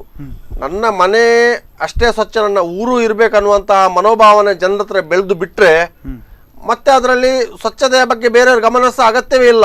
ಹಾಗಾಗಿ ಜನರು ಸಹ ಒಂದ್ ಲೆಕ್ಕದಲ್ಲಿ ನೀವು ಹೇಳಿದಾಗೆ ಸ್ವಲ್ಪ ಜಾಗೃತರಾಗಬೇಕು. ಎಲ್ಲೆಂದ್ರಲ್ಲಿ ಕಸ ಬಿಸಾಡುವಂತ ಕೆಲಸ ಮಾಡಬಾರ್ದು. ನೋಡಿ, ಈ ಉಡುಪಿ ನಗರಸಭೆ ಆಗಿರ್ಬೋದು, ಬೇರೆ ಬೇರೆ ಪುರಸಭೆ ಪಂಚಾಯತ್ನವರು ಕಸ ವಿಲೇವಾರಿಗಂತೇಳಿ ಒಂದು ವಾಹನಗಳನ್ನು ವ್ಯವಸ್ಥೆ ಮಾಡ್ತದೆ. ಕೆಲವು ವಾಹನಗಳ ದಬ್ಬಾಳಿಕೆ ಹೆಚ್ಚಾಗ್ತದೆ. ಒಂದು ಮನೆಯಲ್ಲಿ ಕಸವನ್ನು ಎತ್ತಲಿಕ್ಕೆ ಸರ್ಕಾರ ನಿಗದಿಪಡಿಸಿರುವಂತದ್ದು 50-100 ರೂಪಾಯಿ ಏನು, ಇವರ ದಬ್ಬಾಳಿಕೆ ಏನಂತಂದ್ರೆ 300 ರೂಪಾಯಿಗಂತ ಕಮ್ಮಿ ಕೊಟ್ಟು ನಾವು ತಗೊಂಡು ಹೋಗುದಿಲ್ಲ ಅಂತೇಳಿ. ಅದನ್ನು ಸರಿ ಮಾಡಬೇಕು. 300 ರೂಪಾಯಿ ಕೊಡ್ಲಿಕ್ಕೆ ತಾಕತ್ತಿಲ್ಲದವ ಸಹಜವಾಗಿ ರಸ್ತೆ ಬದಿಯಲ್ಲಿ ಬಿಸಾಡಿ ಹೋಗ್ತಾರೆ, ಅದನ್ನು ಅನಿವಾರ್ಯ ಆಗುತ್ತೆ. ಹೌದು. ಹಾಗಾಗಿ ಸ್ಥಳೀಯ ಆಡಳಿತಗಳು ಆ ಕಸ ಏನು ವಿಲೇವಾರಿ ಮಾಡ್ತಾರೆ, ಮನೆ ಮನೆಗೆ ವಾಹನದಲ್ಲಿ ಎತ್ಕೊಂಡು ಹೋಗ್ಲಿಕ್ಕೆ ಬರ್ತಾರೆ, ಅವರ ಮೇಲೂ ಸ್ವಲ್ಪ ನಿಗಾ ಇಡಬೇಕು. ನಾನು ನೋಡಿದ್ರೆ ಹೆಜಮಾಡಿ ಪಂಚಾಯತ್ನಲ್ಲಿ ಒಂದು ಕಸ ತಗೊಂಡು ಹೋಗ್ಲಿಕ್ಕೆ, ಒಂದು ಗೋಣಿ ಕಸ ತಗೊಂಡು 500 ರೂಪಾಯಿ ವಸೂಲಿ ಮಾಡಿದ್ದಾರೆ. ಮರುದಿವಸ ನಾವು ಅಲ್ಲಿ ಹೋಗಿ ಕಸ ತಗೊಂಡು ಅಂತ ಹೇಳಿದಾಗ ಅವ್ರನ್ನ ತಪ್ಪನ್ನು ಒಪ್ಪಿಕೊಂಡು ಅವ್ರು ನಾನು 500 ರೂಪಾಯಿ ವಾಪಸ್ ಕೊಡ್ತೇನೆ ಅಂತ ಹೇಳಿದ್ರು. ಅದಕ್ಕೆ ಮನೆಯವರು ಹೇಳಿದ್ರು ವಾಪಸ್ ಕೊಡೋದು ಬೇಡ 500 ರೂಪಾಯಿ, ಇನ್ನು ಮೇಲೆ ಯಾರಿಗೆ ಹಾಗೆ ಮಾಡಬೇಡಿ ಅನ್ನೋಂಥ ಮಾತನ್ನು ಹೇಳಿ ಆ ಪ್ರಕರಣ ಅಲ್ಲಿಗೆ ಸುಖಾಂತಿ ಆಯಿತು. ಬಹುಶಃ ಇವರು 500 ರೂಪಾಯಿ 300 ರೂಪಾಯಿ ವಸೂಲಿ ಮಾಡಲಿಕ್ಕೆ ತೊಡಗಿದಾಗ ಅವರಿಗೆ ಕೊಡ್ಲಿಕ್ಕೆ ತಾಕದಿಲ್ಲದ ಅನಿವಾರ್ಯವಾಗಿ ರಸ್ತೆ ಬದಿಯಲ್ಲಿ ಬಿಸಾಡಿ ಹೋಗ್ತಾನೆ. ಇದರ ಬಗ್ಗೆ ಸ್ಥಳೀಯ ಆಡಳಿತ ಸ್ವಲ್ಪ ಗಮನ ಹರಿಸಬೇಕು. ಮತ್ತೆ ಇನ್ನೊಂದೇನು ಅಂತಂದ್ರೆ ಈ ಒಂದು ರಸ್ತೆಯ ಪಕ್ಕದಲ್ಲಿ ಒಂದು ಇಲ್ಲಿ ಕಸವನ್ನು ಹಾಕಬಾರ್ದು ಅನ್ನೋಂಥ ಒಂದು ಬೋರ್ಡ್ಗಳಾಗಿರ್ಬೋದು, ಅಥವಾ ಅದೇ ರೀತಿಯಲ್ಲಿ ಹೋಗುವಂಥ ಒಂದು ದಾರಿಯಲ್ಲಿ ದೊಡ್ಡ ದೊಡ್ಡ ಡಸ್ಟ್ಬಿನ್ಗಳನ್ನು ಇಡುವಂಥ ಒಂದು ವ್ಯವಸ್ಥೆಗಳಾಗಿರ್ಬೋದು, ಈ ರೀತಿಯಲ್ಲಿ ಒಂದು ಜಾಗೃತಿಯನ್ನು ಮೂಡಿಸಿದಾಗ ಜನರು ಕೂಡ ಎಚ್ಚೆತ್ಕೊಳ್ತಾರ ಅಂತ. ಬರುವಂಥ ಒಂದು ಪ್ರವಾಸಿಗರಿಗೂ ಕೂಡ ಒಳ್ಳೆ ಪ್ರದೇಶ ಇದು, ಒಳ್ಳೆ ರೀತಿಯಲ್ಲಿ ಸ್ವಚ್ಛತೆಯಿಂದ ಕೂಡಿದ ಎಲ್ಲ ಕೆಲಸವನ್ನು ನವಯುಗ ಕಂಪನಿಯ ಅಡಿಯಲ್ಲೇ ಬರ್ತದೆ. ರಾಷ್ಟ್ರೀಯ ಹೆದ್ದಾರಿಯಲ್ಲಿ ಅಕ್ಕಪಕ್ಕದಲ್ಲಿ ಸ್ವಚ್ಛತೆ ಬಗ್ಗೆ ಗಮನ ಹರಿಸುವ ಕೆಲಸವು ನವಯುಗ ಕಂಪನಿಗೆ ಬರ್ತದೆ. ಅವರೇ ಮಾಡ್ಬೇಕು ಅದನ್ನು. ಅವರ ಮಾಡೋದಿಲ್ಲ ಅಂತಾದ್ರೆ ಜಿಲ್ಲಾಡಳಿತ ಜನಪ್ರತಿ ಅವ್ರಿಗೆ ಹೇಳಿ ಮಾಡಿಸ್ಬೇಕು. ಯಾಕೆ ಇಂಥ ಒಂದು ವಿಷಯಗಳನ್ನು ನಾವು ಹೇಳ್ತಾ ಇದ್ದೇವೆ ಅಂತಂದರೆ, ಮಾಧ್ಯಮದ ಮುಖಾಂತರವಾಗಿ ಒಂದು ಸ್ವಚ್ಛತೆ ವಿಚಾರವಾಗಿ ಸಾಕಷ್ಟು ವಿಚಾರಗಳನ್ನು ನಾವು ಈಗಾಗಲೇ ಹೇಳಿದ್ದೇವೆ. ನಾವೊಂದು ಸಮಾಜದಲ್ಲಿ ಇರ್ತಕ್ಕಂಥ ಒಂದು ಅಂಕುಡೊಂಕುಗಳನ್ನು ಹೇಳುವಂಥ ಒಂದು ವ್ಯವಸ್ಥೆಗಳು ನಮ್ಮಿಂದ ಆಗಬೇಕು ಅಂತಂದರೆ ಅದನ್ನು ಸರಿ ಮಾಡುವಂಥ ಒಂದು ನಿಟ್ಟಿನಲ್ಲೂ ಕೂಡ ಪ್ರತಿಯೊಬ್ಬರು ಕೂಡ ಎಚ್ಚೆತ್ತುಕೊಂಡಾಗ ಒಳ್ಳೆ ರೀತಿಯಲ್ಲಿ ಒಂದು ಉಡುಪಿ ಸ್ವಚ್ಛತೆ ನಗರಿ ಅನ್ನುವಂಥ ಒಂದು ಬಿರುದುಗಳು ಮತ್ತೆ ಬರುತ್ತೆ ಅಂತ. ಯಾಕಂತಂದರೆ ಈಗ ಬಿರುದುಗಳೇ ಇಲ್ಲ ಉಡುಪಿಗೆ. ಸ್ವಚ್ಛತೆ ನಗರಿ ಅಂತಕ್ಕಂಥ ಒಂದು ಪ್ರಶಸ್ತಿಗಳು ಇತ್ತು ಹಿಂದೆ ಒಂದು ಕಾಲದಲ್ಲಿ, ಆದರೆ ಈಗ ಅದನ್ನು ಮತ್ತೆ ಪಡಿಬೇಕು ಅಂತಂದರೆ ಏನು ವ್ಯವಸ್ಥೆಗಳನ್ನು ಮಾಡ್ಬೋದು ಅಂತ. ಮತ್ತೆ ಸ್ವಚ್ಛತೆ ಬಗ್ಗೆ ಜಿಲ್ಲಾಡಳಿತ ಆಗಿರ್ಬೋದು, ಜಿಲ್ಲಾಡಳಿತಕ್ಕಿಂತ ಮೊದಲು ಜನರ ಸ್ವಲ್ಪ ಜಾಗೃತರಾಗಬೇಕು. ಜನರಿಗೆ ಒಂದು ವೇಳೆ ಏನೋ ಸಮಸ್ಯೆಗಳಿಂದ ಕಸವನ್ನು ಬೇರೆ ಕಡೆ ಎಸುವಂತಹ ಪ್ರಮೇಯ ಬಂದರೂ ಸಹ ಅದಕ್ಕೆ ಎಲ್ಲಿ ಬಿಸಾಡಬೇಕನ್ನುವಂತಹ ಸ್ಪಷ್ಟ ಮಾಹಿತಿ ಅವರಿಗಿಲ್ಲ. ಅಂತ ಮಾಹಿತಿ ಫಲಕಗಳನ್ನು ಜಿಲ್ಲಾಡಳಿತ ಆಗಿರ್ಬೋದು, ನಿಮ್ಮ ನವಯ ಕಂಪನಿ ಹಾಕಿರ್ಬೋದು, ಇಂಥಲ್ಲೇ ಕಸ ಬಿಸಾಡಬೇಕು, ಇಲ್ಲಿಂದ ಇಷ್ಟು ಮೀಟರ್ ಮುಂದಕ್ಕೆ ಡಸ್ಟ್ಬಿನ್ ಇದೆ ಅನ್ನುವಂಥ ಮಾಹಿತಿಯನ್ನು ಪ್ರತಿ ಕಡೆ ಹಾಕಿದ್ರೆ ಜನರಿಗೆ ಗೊತ್ತಾಗ್ತದೆ ನಾವೆಲ್ಲಿ ಕಸ ಬಿಸಾಡ್ಬೋದು ಅಂತೇಳಿ. ಕಸ ಎಲ್ಲಿ ಬಿಸಾಡ್ಬೇಕಂತ ಮಾಹಿತಿ ಇಲ್ದಿದ್ರೆ ಜನರು ಎಲ್ಲಿ ಬೇಕಾದ್ರೆ ಬಿಸಾಡಿ ಹೋಗ್ತಾರೆ. ನವಯುಗ ಕಂಪನಿಯವರು ಇನ್ನೊಂದು ಅವೈಜ್ಞಾನಿಕ ಕಾಮಗಾರಿಯನ್ನು ಮಾಡಿದ್ದಾರೆ ಅನ್ನುವಂಥ ಒಂದು ಮಾತುಗಳಿದೆ. ಯಾಕೆ ಅಂತಂದರೆ ಈ ಒಂದು ಹೈವೇಯಲ್ಲಿ ಓಡಾಡುವಾಗ ಇಲ್ಲಿ ಹಂಪ್ ಇದೆ ಅಥವಾ ಇಲ್ಲಿ ಯಾವುದೋ ಒಂದು ರೀತಿಯಲ್ಲಿ ಸಮಸ್ಯೆಗಳಿದೆ ಅನ್ನುವಂಥ ನಿಟ್ಟಿನಲ್ಲಿ ಯಾವುದೇ ಒಂದು ಬೋರ್ಡ್ಗಳನ್ನು ಕೂಡ ಸರಿಯಾದ ರೀತಿಯಲ್ಲಿ ಹಾಕ್ತಾ ಇಲ್ಲ. ಇದರಿಂದ ಅಪಘಾತಗಳು ಜಾಸ್ತಿ ಆಗ್ತಾ ಇದೆ ಅನ್ನುವಂಥ ಒಂದು ಆರೋಪಗಳು ಕೂಡ ಇದೆ. ಖಂಡಿತವಾಗಿ ಮೊದಲನೇದಾಗಿ ರಾಷ್ಟ್ರೀಯ ಹೆದ್ದಾರಿಯಲ್ಲಿ ಹಂಪ್ ಹಾಕ್ಲಿಕ್ಕೆ ಇಲ್ಲ. ಹಂಪ್ ಬಿಡಿ, ಮೊದಲು ನಾವು 10 ವರ್ಷದ ಮೊದಲು ಒಂದು ಕಡೆ ಹೋಗ್ತಾ ಕುಂದಾಪುರಕ್ಕೆ ಹೋಗುವಾಗ ಅಥವಾ ಮಂಗಳೂರಿಗೆ ನಮ್ಗೆ ಗೊತ್ತಾಗ್ತಿತ್ತ ನಾವು ಇಂಥ ಕಡೆಯಲ್ಲಿ ಇದ್ದೇವೆ ಅಂತೇಳಿ. ಈಗ ನಾವು ಕಟ್ಪಾಡಿಯಲ್ಲಿ ಇದ್ದೇವ, ಉದ್ಯಾವರದಲ್ಲಿ ಇದ್ದೇವೆ, ನಮಗೆ ಗೊತ್ತಾಗ್ತಾ ಇಲ್ಲ. ಯಾಕಂತಂದ್ರೆ ಆ ಸ್ಥಳ ಅಷ್ಟು ಬದಲಾವಣೆ ಆಗಿದೆ. ಅದಕ್ಕೆ ತಕ್ಕಂತೆ ಇವರೊಂದು ನಾಮಫಲಕ ಹಾಕಿದ್ರೆ ಇಂಥ ಊರಲ್ಲಿ ನಾವು ಕಟ್ಪಾಡಿ ಉದ್ಯಾವರ ಅದೇ ಜಾಗದ ಹಾಕಿದ್ರೆ ಜನರಿಗೆ ಗೊತ್ತಾಗ್ತದೆ. ಈಗ ಒಂದು 10 ವರ್ಷದ ನಂತರ 5 ವರ್ಷದ ನಂತರ ಊರಿಗೆ ಬಂದವನಿಗೆ ಅವ ಎಲ್ಲಿದೆ ನಂತರ ಗೊತ್ತಾಗೋದಿಲ್ಲ. ಹಾಗಾಗಿ ಪ್ರತಿ ಕಡೆ ಆ ಊರಿನ ಹೆಸರನ್ನು ಹಾಕುವಂಥ ಕೆಲಸ ಕಂಪನಿ ಮಾಡಬೇಕು. ಕೊನೆಯದಾಗಿ ಒಂದು ನವಯುಗ ಕಂಪನಿಯವರೊಂದು ಅವೈಜ್ಞಾನಿಕ ಕಾಮಗಾರಿಯ ವಿಚಾರವಾಗಿ ಈಗಾಗಲೇ ನೀವು ಪ್ರತಿಭಟನೆಯನ್ನು ಕೂಡ ಮಾಡಿದ್ರಿ. ಮುಂದಿನ ಹಂತದಲ್ಲಿ ಈ ವಿರುದ್ಧವಾಗಿ ನಿಮ್ಮ ಒಂದು ಕ್ರಮಗಳೇನಿರ್ಬೋದು, ಅದೇ ರೀತಿಯಲ್ಲಿ ಜನರು ಯಾವ ರೀತಿಯಲ್ಲಿ ಎಚ್ಚೆತ್ತುಕೊಳ್ಬೇಕು, ಇನ್ನು ಈ ಒಂದು ಸ್ವಚ್ಛತೆಯ ವಿಚಾರವಾಗಿ ಉಡುಪಿ ಹೇಗೆ ಬದಲಾಗಬೇಕು ಅನ್ನುವಂಥ ಒಂದು ವಿಚಾರವಾಗಿ ಕೊನೆಯದಾಗಿ ಮಾತುಗಳು. ನೋಡಿ, ಕೆಲವು ತಪ್ಪುಗಳಿವೆ ಇಲ್ಲಿ. ಅದು ನವಯುಗ ಆಗಿರ್ಬೋದು, ಬೇರೆ ಬೇರೆ ರೀತಿಯ ಕೆಲವು ಕಾಮಗಾರಿಗಳಿದೆ. ಅದೆಲ್ಲರ ವಿರುದ್ಧ ಸಾರ್ವಜನಿಕರು ಹೇಳ್ಬೇಕು. ಪ್ರತಿಭಟಿಸುವಂತಹ ಮನೋಭಾವನೆ ಜನರಲ್ಲಿ ಜಾಗೃತವಾಗಬೇಕು. ಈಗ ಏನಂತಂದ್ರೆ ಜನರಿಗೆ ಅವ್ರು ಮಾಡ್ತಾರೆ ಇವ್ರು ಮಾಡ್ತಾರೆ ನಮ್ಗೆ ಬೇಡ ಅಂತ ಆ ಮನೋಭಾವನೆ ಇದೆ. ಎಲ್ಲವನ್ನು ಸಂಘಟನೆಯ ಕೈಗೆ ಬಿಡುವಂಥದ್ದು ಅದು ತಪ್ಪು. ಲಾಭ ಪಡ್ಕೊಳ್ಳುವರು ಜನರಿಗೆ ಅದರಿಂದ ಲಾಭ ಇದೆ ಅಂತ ಆದ್ರೆ, ಅವ್ರಿಗೆ ಉಪದ್ರ ಆಗ್ತದೆ ಅಂತ ಆದ್ರೆ ಜನರು ಸಹ ಪ್ರತಿಭಟಿಸುವಂತಹ ಮನೋಭಾವನೆಯನ್ನು ಹೊಂದಬೇಕು.